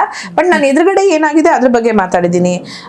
ರಾಶಿಕಾ ಅವ್ರ ವಿರುದ್ಧ ಜಗಳ ಆಡಿದಾಳೆ, ಅಶ್ವಿನಿ ಅವ್ರ ವಿರುದ್ಧ ಜಗಳ ಆಡಿದಾಳೆ, ಮ್ಯಾನ್ ಹ್ಯಾಂಡ್ಲಿಂಗು, ಕುಂಕುಮ ಹಚ್ಕೊಂಡ್ಬಿಟ್ಟು ರಕ್ತ ಬರ್ತಾ ಇದೆ, ಅದು ಇದು ಎಲ್ಲ ಮಾತಾಡಿದಾಗ ಹೆಣ್ಮಕ್ಳು ಅಷ್ಟು ಜನ ವಿರುದ್ಧವಾಗಿದ್ದೀವಿ, ಅದಕ್ಕೆ ಹೆಣ್ಮಕ್ಳು ಅಷ್ಟು ಅವ್ರಿಗೆ ವೈರಿಗಳಾದ್ವೇನೋ. ಅಂದ್ರೆ ಗಂಡ್ ಮಕ್ಳು ಯಾಕೆ ಏನು ಸಪೋರ್ಟ್? ಗಂಡ್ ಮಕ್ಳು ಏನ್ ಗೊತ್ತಾ, ಫಸ್ಟ್ ಜಂಟಿ ಅಂತ ಬಂದಾಗ ಹೊಸದಲ್ವಾ, ಅವ್ರಿಗೆ ಮಾತಾಡೋ ಇದಿರ್ಲಿಲ್ವೇನೋ. ಸೊ ಅವ್ರೇನ್ ಮಾಡ್ಬಿಡ್ತಾರೆ, ಅರಸಿ ಇಂಡಿಪೆಂಡೆಂಟ್ ಅಂತ ಗೊತ್ತಾಗಿಲ್ಲ, ಅವರೆಲ್ಲ ನಾ ಫ್ಯಾಮಿಲಿ ಅಂತ ಅವರೇ ಅನ್ಕೊಂಡ್ಬಿಟ್ರು. ಸೊ ನಾನು ಇವ್ರ ರಾಜ ಮಾತ್ರ ಮೊದಲನೇ ಮಗ, ಎರಡನೇ ಮಗ, ಮೂರನೇ ಮಗ, ರಾಜಗುರು, ಅವ್ರವರೇ ಏನೇನೋ ಕೊಟ್ಕೊಂಡ್ಬಿಟ್ರು. ಸೊ ಎಲ್ಲದಕ್ಕೂ ಇವರೇ ಮುಂದೆ ಹೇಳಿಲ್ವಾ, ಯಾರ್ದೇ ಜಗಳ ಆದ್ರೂ ನಂದೆಲ್ಲಿಡ್ಲಿ ಅಂತ ಹೋಗ್ತಾರೆ. ಸೊ ಏನಾದ್ರೂ ಅವರೇ ಮಾತಾಡಿ ಅವ್ರು ನಿಜವಾಗ್ಲೂ ಅದನ್ನ ತುಂಬಾ ಸೀರಿಯಾಗಿ ತಲೆಗೇರಿಸ್ಕೊಂಡ್ಬಿಟ್ರೇನೋ, ಇಡೀ ಬಿಗ್ ಬಾಸ್ ಮನೆಗೆ ನಾನು ರಾಜಮಾತೆ ಅಂತ. ಅದರಿಂದ ಅವ್ರಿಗೆ ಹೊರಗಡೆ ಬರಕ್ ಆಗ್ಲಿಲ್ಲ. ಓಕೆ, ಅಶ್ವಿನಿ ಅವ್ರನ್ನ ಜಾನ್ವಿ ಪುಷ್ ಮಾಡ್ತಿದಾರ, ಜಾನ್ವಿ ಅವ್ರನ್ನ ಅಶ್ವಿನಿ ಪುಷ್ ಮಾಡ್ತಿದಾರ, ಏನಾಗ್ತಾ ಇದೆ? ನಾನೇನ್ ಗೊತ್ತಾ, ಆ ಇಬ್ಬರ ಗುಂಪಿನ ಹತ್ರ ನಾನು ಸುಳಿಲಿಲ್ಲ. ಅಂದ್ರೆ ಅವ್ರ ಜೊತೆ ಕೂತ್ಕೊಳ್ಳೋದು, ಹರಟೆ ಹೊಡೆಯೋದು, ಮಾಡೋದು, ಯಾಕಂದ್ರೆ ನಮಗೂ ಅವ್ರಿಗೂ ವೈಫ್ ಸರಿ ಹೋಗಲ್ಲ ಅಂತ ಗೊತ್ತಾಯ್ತು. ನಮ್ ಫಸ್ಟ್ ಯಾವಾಗ ಜಗಳ ಶುರು ಆಯ್ತು, ಅದಕ್ಕೆ ಮುಂಚೆನೂ ಹೋಗ್ಲಿಲ್ಲ, ಏನ್ ಕೂತ್ಕೊಂಡು ಹರಟೆ ಹೊಡೆದಿದ್ದಿಲ್ಲ, ಅದಾದ್ಮೇಲೆ ಹರಟೆ ಹೊಡೆದಿದ್ದಿಲ್ಲ. ಹಾಗಾಗಿ ಅಲ್ಲಿ ಒಳಗಡೆ ಯಾರ ತಂತ್ರಗಾರಿಕೆ ಯಾರ ಮೇಲೆ ಹೆಚ್ಚು ಪರಿಣಾಮ ಬೀರ್ತಿದೆ ನನಗೆ ಗೊತ್ತಿಲ್ಲ. ಗೊತ್ತಿಲ್ಲದೆ ಇರೋ ವಿಷಯದ ಬಗ್ಗೆ ನಾನು ಮಾತಾಡೋದು ತಪ್ಪಾಗುತ್ತೆ. ಬಟ್ ತಾಳಕ್ಕೆ ತಕ್ಕ ಮೇಳ, ಅವ್ರು ಬೇಕಾದಾಗ ಇವ್ರು ಬೇಕಾದವರು ಪುಷ್ ಮಾಡ್ಕೋತಾ ಇದ್ದಾರೆ ಅನ್ಸುತ್ತೆ. ಓಕೆ, ಬಿಗ್ ಬಾಸ್ ಮನೆಯಿಂದ ಯಾರು ಆಚೆ ಬರ್ತಾರೆ ಅಂತ ನೀವ್ ಅನ್ಕೊಂಡಿದ್ವಿ ಅಂದ್ರೆ ಲಾಸ್ಟ್? ಇವಾಗ ನಾನು ಹೇಳಿದ್ದೆ ಹೆಸರು ಒಂದ್ ಸ್ವಲ್ಪ ನನ್ನ ಕಣ್ಣಿಗೆ ವೀಕ್ ಆಗಿ ಕಂಡಂತ ಈ ಅಭಿ, ಆಶು, ನಾನು ಮತ್ತೆ ಸ್ಪಂದನ ಹೇಳಿದ್ದೆ. ನಿಮ್ಮನ್ನ ಹೊರತುಪಡಿಸಿ ಅಂದಾಗ ಕಾವ್ಯ ಇರ್ಬೋದೇನೋ ಅಂತ ಅನ್ಕೊಂಡಿದ್ದೆ. ಬಟ್ ಇಷ್ಟು ಜನದಲ್ಲಿ ನೋಡಿದಾಗ ನನಗೆ ನಾನೇ ವೀಕ್ ಅಂದ್ರೆ not in any other way, task ಕೊಟ್ಟಿದ್ದನ್ನ ನಂಗೆ ಆಡಕ್ ಆಗಿರ್ಲಿಲ್ಲ. ಅದೊಂದು ಕಾರಣಕ್ಕೆ ನಾನು ಇರಬಹುದು ಅಂತ ಅನ್ಸಿತ್ತು, ಬಿಟ್ರೆ ಬೇರೆ ಏನೋ ಅಲ್ಲಿ ಪ್ರೂವ್ ಮಾಡಕ್ ಇರ್ಲಿಲ್ಲ. ಆಮೇಲೆ ನನಗೊಂದು ಗಿಲ್ಟ್ ಕಾಡ್ತಿತ್ತಲ್ಲ, ನಾನು ಅಲ್ಲಿ ನಿಂತು ಮಾತಾಡ್ಬೋದಾಗಿತ್ತು, ರಕ್ಷಿತಾ ಪರವಾಗಿ ಮಾತಾಡ್ಲಿಲ್ಲ ಅನ್ನೋ ಗಿಲ್ಟೇ ನಾನು ಕೊರಿತಿತ್ತು. ಅದನ್ನು ನನ್ನ ಬಗ್ಗೆ ನಾನು ಆಲೋಚಿಸ್ಕೊಂಡು ನಾನೇ ಅಂತ ಅನ್ಕೊಂಡಿದ್ದೆ. ಓಕೆ, ಅಶ್ವಿನಿ ಅವರು ಹೇಗೆ ಕನ್ನಡ ಮಾತಾಡ್ತಿದ್ರು ಬಿಗ್ ಬಾಸ್ ಮನೆಯಲ್ಲಿ? ಅಶ್ವಿನಿ ಗೌಡ ಅವರ ಚೆನ್ನಾಗಿ ಮಾತಾಡ್ತಾ ಇದ್ರು. ಬಟ್ ಅವ್ರು ಎಲ್ಲೋ ಒಂದ್ ಕಡೆ ಹೇಳ್ತಾರೆ, ನನ್ಗೆ ಕನ್ನಡ ಬರೋದಿಲ್ಲ, ನಾನು ಇಂಗ್ಲಿಷ್ ಮೀಡಿಯಂ ಅಲ್ಲಿ ಓದಿದ್ದು ಅಂತ. ಬಟ್ ಅವರು ಬೇಸಿಕಲಿ ಬಂದು ಕನ್ನಡ ಪರ ಹೋರಾಟಗಾರ್ತಿ. ಇದೇನಾಗುತ್ತೆ ಅಂತಂದ್ರೆ ಅವ್ರ ವಿರುದ್ಧ ಅವರೇ ಗುಂಡಿಯನ್ನು ತೋಡ್ಕೊಳ್ಳೋ ರೀತಿ ಅನ್ನೋ ರೀತಿ ವ್ಯಕ್ತವಾಗುತ್ತೆ ಅಲ್ವಾ? ಹೌದು, ಖಂಡಿತವಾಗ್ಲು. ಅಂದ್ರೆ ಇಂಗ್ಲಿಷ್ ಮೀಡಿಯಂ ಅಲ್ಲಿ ಓದಿದವ್ರಿಗೆ ಕನ್ನಡ ಬರಬಾರ್ದು ಅಂತ ಏನಿಲ್ಲ. ಇಂಗ್ಲಿಷ್ ಎಷ್ಟು ಚೆನ್ನಾಗಿ ಮಾತಾಡಕ್ ಬರುತ್ತೋ ಕನ್ನಡನೂ ಅಷ್ಟೇ ಚೆನ್ನಾಗಿ ಮಾತಾಡ್ಬೋದು. ಅಥವಾ ಅವ್ರು ಕನ್ನಡನೇ ಬರಲ್ಲ ಅಂತಾನೆ ಇಟ್ಕೊಳ್ಳಿ, ಬಟ್ ಅವ್ರು ಕನ್ನಡ ಪರ ಹೋರಾಟಗಾರ್ತಿ ಆಗಿರ್ಬಾರ್ದು ಅಂತ ಯಾರು ಹೇಳಿಲ್ವಲ್ಲ. ಅವ್ರಿಗೆ ಕನ್ನಡದ ಬಗ್ಗೆ ಪ್ರೇಮ ಇರ್ಬೋದು, ಒಲವಿರ್ಬೋದು, ಅದಕ್ಕೋಸ್ಕರ ಕನ್ನಡದ ಪರ ಅವ್ರು ಹೋರಾಡ್ತಾ ಇರ್ಬೋದು. ಅದಕ್ಕೂ ಇದಕ್ಕೂ ಎಲ್ಲ ತಾಳೆ ಹಾಕೋದ್ ತಪ್ಪು. ಬಟ್ ಅವ್ರ ಗೆಳತಿ ನನ್ಗೊಂದ್ಸತಿ ಹೇಳಿದ್ರು, ಇವೆಲ್ಲ ಇಂಗ್ಲಿಷ್ ಮೀಡಿಯಂ ಅಲ್ಲಿ ಓದ್ಕೊಂಡ್ ಬಂದ್ಬಿಡುತ್ತವೆ, ಕನ್ನಡನೇ ಬರಲ್ಲ ಇವಕ್ಕೆ ಅಂತ ನನ್ಗೆ ಹೇಳಿದ್ರು. ಅದನ್ನ ತೋರ್ಸಿದ್ರು ಇಲ್ವೋ ಗೊತ್ತಿಲ್ಲ. ನಾನು ಹೇಳಿ, ನಾವು ಕನ್ನಡ ಮೀಡಿಯಂ ಮೇಡಮ್, ನೀವು ನಮ್ಮನ್ನ ಕನ್ನಡದಲ್ಲಿ ಏನ್ ಬೇಕಾದ್ರೂ ಕೇಳಿ, ಇಂಗ್ಲಿಷ್ ಎಷ್ಟು ಚೆನ್ನಾಗಿ ಮಾತಾಡ್ತೀನೋ, ಇಂಗ್ಲಿಷ್ ಲಿಟ್ರೇಚರ್ ಮಾಡಿದ್ದೀನಿ, ಕನ್ನಡ ಲಿಟ್ರೇಚರ್ ಓದಿದ್ದೀನಿ ನಾನು, ನೀವು ಕೇಳಿ ನಾವು ಆನ್ಸರ್ ಮಾಡ್ತೀವಿ. ಮಾಡಿಲ್ಲ ಅಂದ್ರೆ ಇದೆಲ್ಲ ಕ್ಲೇಮ್ ಮಾಡಿ ನೀವು. ಓಕೆ, ಸ್ಟಾರ್ಟಿಂಗ್ ಅಲ್ಲಿ ಸುದಿ ಅವರು ಅಶ್ವಿನಿ ಹಾಗೇನೆ ಜಾನ್ವಿ ಅವ್ರ ಕಂಡ್ರೆ ಅಷ್ಟಾಗಿ ಆಗ್ತಾ ಇರ್ಲಿಲ್ಲ. ಬಟ್ ಥರ್ಡ್ ವೀಕಿಗೆ ಬರೋ ಅಷ್ಟೊತ್ತಿಗೆ ಮೂರು ಜನನು ಸಿಕ್ಕಾಪಟ್ಟೆ ಕ್ಲೋಸ್ ಆಗೋಗ್ಬಿಟ್ಟಿದ್ರೆ, ಏನಾರು ಅಲ್ಲಿ ನಡೀತಾ ಮಾತುಕತೆ? ಅಲ್ಲ, ಒಂದೇ ತಾಳೆಯ ಗರಿಗಳು ಅಂತಾರಲ್ಲ, ಬಹುಶಃ ಅವ್ರಿಗೆ ಗೊತ್ತಾಗೋಗಿದೆ, ನಾವೆಲ್ಲರೂ ಒಂದೇ. ಯಾಕಂದ್ರೆ ಸುದಿಯವರು ಅಷ್ಟೇ ಚೆನ್ನಾಗಿ ನನ್ನ ಜೊತೆ ಚೆನ್ನಾಗಿ ಅಕ್ಕ ಅಂತ ಜೊತೆಗೆ ಇದ್ರು, ಆಯ್ತಾ. ಅವ್ರಿಗೆ ಅಲ್ಲಿ ಹೋದ್ರು ಚೆನ್ನಾಗಿರ್ತಾರೆ, ಇಲ್ಲಿ ಹೋದ್ರು ಚೆನ್ನಾಗಿರ್ತಾರೆ. ಅವ್ರು ಎಲ್ಲಾ ಕಡೆನೂ ಎಲ್ರು ಗುಡ್ ಬುಕ್ಸ್ ಅಲ್ಲೂ ಇರ್ಬೋದು, ಎಲ್ರಿಗೂ ಅಕ್ಕ ನೀವು ಸೂಪರ್, ಅಕ್ಕ ನೀವು ಸೂಪರ್, ನೀವು ತಾಯಿ ತರ ಅಡಿಗೆ ಮಾಡಾಕಿದ್ರೆ ನಿಮ್ ಕೈ, ನೀವು ಅನ್ನಪೂರ್ಣೇಶ್ವರಿ, ಎಲ್ರಿಗೂ ಅದನ್ನೇ ಹೇಳ್ತಿರ್ತಾರೆ. ಎಲ್ಲ ಕಡೆನೂ ಇರ್ತಾರೆ. ಬಹುಶಃ ಎಲ್ಲೋ ಅವ್ರಿಗೆ ನಾನು ಹೇಳಿಲ್ವಾ ಇವ್ರಗಳ ಜೊತೆ ಇದ್ರೆ ನಾನು ವರ್ಕೌಟ್ ಆಗ್ತೀನಿ ಅನ್ನೋದು ಎಲ್ಲೋ ಒಬ್ರಿಗೊಬ್ರು ಯಾವ್ದಾವ್ದೋ ರೀತಿನಲ್ಲಿ ಹೊಳ್ದಿರುತ್ತೆ. ಆಮೇಲೆ ನನ್ನ ನಿಮ್ಮ ಆಲೋಚನೆ ವೈಬು ಎಲ್ಲ ಹೊಂದಾಣಿಕೆ ಆಗ್ತಿದೆ ಅಂದ್ರೆ ನಾವೇ ಫ್ರೆಂಡ್ಸ್ ಆಗೋದು. ಎಲ್ಲೋ ರಿಬಲ್ ಆದಾಗ್ಲೇ ತಾನೇ ನಾವು ವೈರಿಗಳಾಗೋದು. ಸೊ 3 ಜನದ ಒಂದೇ ವ್ಯಕ್ತಿತ್ವ ಕಾಣಿಸ್ತಾ ಇದೆ ಎದ್ದು. ಸೊ ಬಹುಶಃ ಫ್ರೆಂಡ್ಸ್ ಆಗಿದ್ದಾರೆ ಅನ್ಸುತ್ತೆ. ಓಕೆ, ಒಂದಷ್ಟು ಸ್ಟೇಟ್ಮೆಂಟ್ಸ್ ಹೇಳ್ತೀನಿ, ಏನಾದರೂ ಒಪಿನಿಯನ್ ಹೇಳಿ. ಈಗ ಜನ ಬಿಗ್ ಬಾಸ್ ನ ಏನಕ್ಕೆ ನೋಡ್ತಾರೆ, ಒಂದು ಮನರಂಜನೆ ಸಿಗಲಿ ಅಂತ. ಬಟ್ ಅಲ್ಲಿ ಸ್ಟಾರ್ಟಿಂಗ್ ಇಂದ ತ್ರೀ ವೀಕ್ಸ್ ವರ್ಗು ಕೂಡ ಜಗಳನೇ ಆಗ್ತಾ ಇದೆ. ಇದು ಗಿಲ್ಲಿಯವರು ಕೂಡ ಹೇಳಿದ್ದಾರೆ ಒಂದು ಕಡೆ. ಸೊ ಈಗ ಬಿಗ್ ಬಾಸ್ ಕಂಟೆಸ್ಟೆಂಟ್ಗಳು ಜನರಿಗೆ ಏನ್ ಹೇಳ್ತಾ ಇದ್ರೆ ಆ ಜಗಳದ ಮುಖಾಂತರ? ಜಗಳದ ಮುಖಾಂತರ ಬಿಗ್ ಬಾಸ್ ಏನ್ ಹೇಳ್ತಾ ಇದ್ದಾರೆ ಜನಗಳಿಗೆ? ಸ್ಪರ್ಧಿಗಳು ಯಾರಿಗೆ ಏನ್ ಹೇಳ್ತಿದ್ದಾರೆ? ಜನಗಳಿಗೆ ಏನ್ ಮೆಸೇಜ್ ಕೊಡ್ತಿದ್ದಾರೆ ಆ ಜಗಳ ಮಾಡ್ಕೊಂಡು ಗಲಾಟೆ ಮಾಡ್ಕೊಂಡು? ಆಕ್ಚುಲಿ ಅಲ್ಲಿ ಜಗಳಗಳಾಗ್ತಿರೋದು ಕೆಲವು ಜನರಿಂದ. ನೀವು ನೋಡಿದ್ರೆ ಎಲ್ರ ಜೊತೆನೂ ಜಗಳ ಆಡ್ತಿಲ್ಲ. There is only one group ಇನ್ನೆಲ್ಲರ ವಿರುದ್ಧ ಹೋಗ್ತಾ ಇದೆ. ಹಾಗೆ ನೋಡಿದ್ರೆ ಮನರಂಜನೆ ಇಲ್ಲ ಅಂತ ಹೇಳಕ್ಕಾಗಲ್ಲ. ಯಾಕಂದ್ರೆ ಗಿಲ್ಲಿ ಪಾಪ ಡೇ ಅಂಡ್ ನೈಟ್ ಇಡೀ ಮನೆನ ಲೈವ್ಲಿ ಆಗಿ ಇಟ್ಕೊಂಡಿದ್ದಾರೆ, ನಗು ತರಿಸಿದ್ದಾರೆ. ಅದು ಟಾಂಟ್ ಕೊಡೋದ್ರಿಂದ ಹಿಡಿದು, ತಮಾಷೆ ಮಾಡೋದ್ರಿಂದ ಹಿಡಿದು, ಕಾಲು ಎಳೆಯೋದ್ರಿಂದ ಹಿಡಿದು, ಟಾಸ್ಕ್ ಆಡೋದ್ರಿಂದ ಹಿಡಿದು ಎಲ್ಲ ಕಡೆನೂ ತಮಾಷೆ ಮಾಡಿದ್ದಾರೆ. ಮನರಂಜನೆ ಇದೆ. ಬಟ್ ಆ ಮನರಂಜನೆ ಬರೀ ಅವ್ರಿಗಷ್ಟೇ ಸೀಮಿತ ಆಗಿದೆ. ಮಿಕ್ಕಿದ್ದು ಅದಕ್ಕೆ ಒಂದು 2 ಜನಗಳಿದ್ದಾರೆ, ಇದು ಜಗಳ ಕ್ರಿಯೇಟ್ ಮಾಡ್ತಾರೆ, ಒಂದೊಂದ್ಸತಿ ಒಬ್ಬೊಬ್ಬರನ್ನ ಟಾರ್ಗೆಟ್ ಮಾಡ್ತಾರೆ, ಜಗಳ ಆಡ್ತಾರೆ. ಇದ್ರ ಮೂಲಕ ಕಂಟೆಸ್ಟೆಂಟ್ ಜನಗಳಿಗೆ ಏನೂ ಹೇಳ್ತಿಲ್ಲ. ಅವರೇ ಇನ್ನು ತಿಳ್ಕೊಳಕ್ಕೆ, ನಾನು ಇದ್ದಷ್ಟು ಹೊತ್ತು ನಾನೇ ತಿಳ್ಕೊಳಕ್ ಪ್ರಯತ್ನ ಪಡ್ತಿದ್ದೆ. ನನಗೆ ಗೊತ್ತಾಗಿಲ್ಲ ಜನಗಳಿಗೆ ಇನ್ನೆಲ್ಲ ಹೇಳಿ ನಾನು. ಓಕೆ, ಬಿಗ್ ಬಾಸ್ ಪತ್ರಿಕಾಗೋಷ್ಠಿ ಕರೆದಾಗ 4 ಜನ ಜಡ್ಜಸ್ ನಿಮ್ಗೇನು ಅರ್ಹತೆ ಇದೆ ಅಂತ ಕೇಳ್ತಾರೆ. ನಾನು ನಿಮಗೆ ಕೇಳ್ತಿದ್ದೀನಿ, ಅವ್ರು ಫೈನಲಿಸ್ಟ್ ಆಗಕ್ಕೆ ಅವ್ರಿಗೇನು ಅರ್ಹತೆ ಇದೆ? ಆಕ್ಚುಲಿ ಅವ್ರು ಯಾರಲ್ಲೂ ಯಾರಿಗೂ ಏನು ಅರ್ಹತೆ ಇಲ್ಲ. ಯಾಕಂದ್ರೆ ಸುಧಿ ಆಗ್ಲಿ ಅಶ್ವಿನಿ ಅವರಾಗ್ಲಿ ಅವ್ರವ್ರ ಸ್ವಂತ ಸಾಮರ್ಥ್ಯದ ಮೇಲಲ್ಲ, ಅಂದ್ರೆ ಪೂರ್ತಿಯಾಗಿ ಸುಧಿ ಅವ್ರಿಗೆ ಮಾಡು ಹಾಡು ಗೆಲ್ಲಿಸ್ತಾರೆ, ಅಶ್ವಿನಿ ಅವ್ರಿಗೆ ಅರ್ಧಕ್ಕರ್ಧ ಇವರು ಧನುಷ್ ಹಾಡು ಗೆಲ್ಲಿಸ್ತಾರೆ. ರಾಶಿಕಾ ಮಾತ್ರ ಅವಳಗವಳೆ ಆಟ ಆಡಿ ಗೆದ್ದಿದ್ದು. ಬಟ್ ಸ್ಟಿಲ್ ಯಾಕೆ ಅಂತ ಹೇಳಿದ್ರೆ ಅಲ್ಲಿ ಗಂಡು ಮಕ್ಕಳು ಅವಳಿಗೆ ಅಪೋಸಿಟ್ ಆಗಿರ್ಲಿಲ್ಲ, ಇದ್ದಿದ್ದು ಒಂದು ಹುಡುಗಿ, ಹಾಗಾಗಿ ಗೆದ್ಲು. ಆಮೇಲೆ ಮಾಡು ಅವರು ಫೈನಲಿಸ್ಟ್ ಆಗಿ ಹೋಗ್ತಾರೆ ಜನಗಳ ಓಟಿಂದಾಗಿ. ಸೊ ಹಾಗಾಗಿ ಅವ್ರುಗಳು ಯಾರು ನನ್ನ ಅರ್ಹತೆ ಏನು ಅಂತ ಕೇಳ್ಕೊಂಡಿಲ್ಲ. ಬಟ್ ಅದರಲ್ಲಿ ತಪ್ಪಿಲ್ಲ, ಯಾಕಂದ್ರೆ ಅದು ಅವರಿಗೆ ಬಿಗ್ ಬಾಸ್ ಕೊಟ್ಟಂತ ಟಾಸ್ಕ್. ಬಟ್ ನಿನ್ನಲ್ಲಿ ಏನ್ ಅರ್ಹತೆ ಇದೆ ಅನ್ನೋವರು ನನ್ನಲ್ಲೂ ಏನ್ ಅರ್ಹತೆ ಇದೆ ಅಂತ ಒಂದು ಕ್ವೆಶ್ಚನ್ ಮಾರ್ಕ್ ಹಾಕೋಬಹುದು. ಒಳಗಡೆ ಅವ್ರಿಗೆ ಉತ್ತರ ಸಿಗ್ಬೇಕು, ಅದನ್ನ ಅವ್ರು ಮಾಡ್ಕೊಂಡಿರೋ ಡೌಟ್. ಓಕೆ, ರಾಶಿಕಾ ಹಾಗೆ ಮಾಡು ಅವರ ನಿರ್ಧಾರದಿಂದ ಮಂಜು ಭಾಷಿಣಿ ಅವರು ಇನ್ನೂ ಬಿಗ್ ಬಾಸ್ ಮನೇಲೆ ಇರ್ಬೋದಿತ್ತು. ಮಂಜು ಭಾಷಿಣಿ ಆದ್ರೂ ಆಗಿರ್ಬೋದಾಗಿತ್ತು, ಅಶ್ವಿನಿ ಆದ್ರೂ ಆಗಿರ್ಬೋದಾಗಿತ್ತು. ಯಾಕಂತ ಹೇಳಿದ್ರೆ ಅದೇ ಹೇಳಿದ್ನಲ್ಲ, ಅವ್ರ ಸ್ಟ್ರೆಂತ್ ಬೇರೆ, ನನ್ನ ಸ್ಟ್ರೆಂತ್ ಬೇರೆ. ಆಮೇಲೆ ರಾಶಿಕಾ ಅವರ ನಿರ್ಧಾರದಿಂದ ಅವರು ಉಳಿಬೋದಾಗಿತ್ತು, ಜನಗಳ ನಿರ್ಧಾರದಿಂದನೂ ನಾವಿಬ್ರು ಉಳಿಬಹುದಾಗಿತ್ತು. ಸೊ ಹಲವಾರು ಕಾರಣಗಳಿದೆ ಅಲ್ಲಿ. ಉಳಿಸ್ಕೊಳ್ಳಿಲ್ಲ ಯಾರು, ಅದಷ್ಟೇ ಸತ್ಯ, ಏನು ಮಾಡಕ್ಕಾಗಲ್ಲ. ಓಕೆ, ಸುದೀಪ್ ಸರ್ ರಕ್ಷಿತಾ ವಿಷಯನ ಕೇಳಿದಾಗ ಅಶ್ವಿನಿ ಅವರು ಹಾಗೆ ಜಾನ್ವಿ ಅವರ ಮುಖ ಹರಳೆಣ್ಣೆ ಕುಡ್ದಂಗಾಗಿತ್ತು. ಹಳ್ಳೆಣ್ಣೆ ಕುಡ್ದಂಗ ಆಗಿರ್ಲಿಲ್ಲ. ನಾನು ಅದನ್ನ ನೋಡ್ತಾ ಇದ್ದೆ. ನಾನು ಎದುರುಗಡೆ ಕನ್ನಡಿನಲ್ಲಿ ಅಶ್ವಿನಿ ಅವ್ರ ಮುಖ ಕಾಣಿಸ್ತಿತ್ತು, ರೈಟ್ ಅಲ್ಲಿ ನೋಡಿದಾಗ ಜಾನು ಅವ್ರ ಇದ್ ಮಾಡ್ತಿತ್ತು. ಸರ್ ಅಷ್ಟು ಬೈದೆ ಹೇಳ್ತಿದ್ದಾರೆ, ನಮ್ಗಂದಿದ್ರೆ ಮುಖ ಮುಚ್ಕೊಂಡು ಓಡೋಗೋಣ ಅನ್ಸೋ ಅಷ್ಟು ಇದಾಗೋಗಿರೋದು. ನಗ್ತಾ ಇದ್ದಾರೆ. ರಕ್ಷಿತಂಗ್ ಹೋಗಿ ಸಾರಿ ಅಂತ ನಾಟಕವಾಗಿ ಕೇಳ್ತಿದ್ದಾರೆ, ಹಿಂದೆ ಕೂತ್ಕೊಂಡು ನಗ್ತಿದ್ದಾರೆ.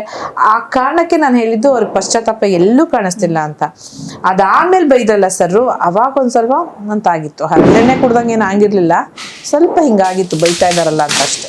ಓಕೆ ಮ್ಯಾಮ್, ಒಂದಷ್ಟು ಗುಣಗಳನ್ನ ಹೇಳ್ತೀನಿ, ಯಾರು ಹೋಲಿಕೆ ಆಗ್ತಾರೆ ಅಂತ. ವೈರಲ್ ಆಗ್ಬೇಕು ಅನ್ನೋ ಹುಚ್ಚಿಗೆ ಬಿದ್ದಿರೋರು.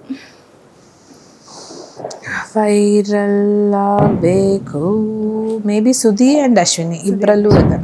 ಓಕೆ, ಲೂಸ್ ಟಾಕ್ ಅವರವರೇ. ಓಕೆ, ತಲೆಹರಟೆ ಒಳ್ಳೆ ರೀತಿನಲ್ಲಿ ನಮ್ ಗಿಲ್ಲಿ ಮೆಂಟಲಿ ಬಹಳ ಸ್ಟ್ರಾಂಗ್ ಇರೋರು. ನಾನಿದ್ದೆ, ನೀವಿದ್ರಿ. ಓಕೆ, ಅವಕಾಶವಾದಿ ಸುಧಿ. ಪ್ರಾಮಾಣಿಕತೆ ಧನುಷ್ ಇದ್ದಾರೆ, ಆಮೇಲೆ ಮಲ್ಲಮ್ಮ ಇದ್ದಾರೆ, ಮಾಡು ಇದ್ದಾರೆ. ಅಂದ್ರೆ ಅವ್ರು ತುಂಬಾ ಜೆನ್ಯೂನ್ ಆಗಿ ಆಡ್ತಾ ಇದ್ದಾರೆ. ಓಕೆ, ನರಿಬುದ್ಧಿ ನಾನು ಇದ್ದೆ. ಇವಾಗ ನಾನು ಇಲ್ಲ, ಅದಕ್ಕೆ ನನ್ನ ಹೆಸರು ಹೇಳ್ತಿಲ್ಲ. ನರಿಬುದ್ಧಿ, ಸುಧಿ, ಜಾನು, ಅವ್ರ ಗ್ರೂಪ್. ಮೋಟಿವೇಟರ್ ನೀವು ಅಲ್ಲಿದ್ದಾಗ ಮೋಟಿವೇಶನಲ್ ಮಂಜಕ್ಕ ಅಂತಾನೆ ಹೆಸರು ಕೊಟ್ಬಿಟ್ಟಿದ್ರು.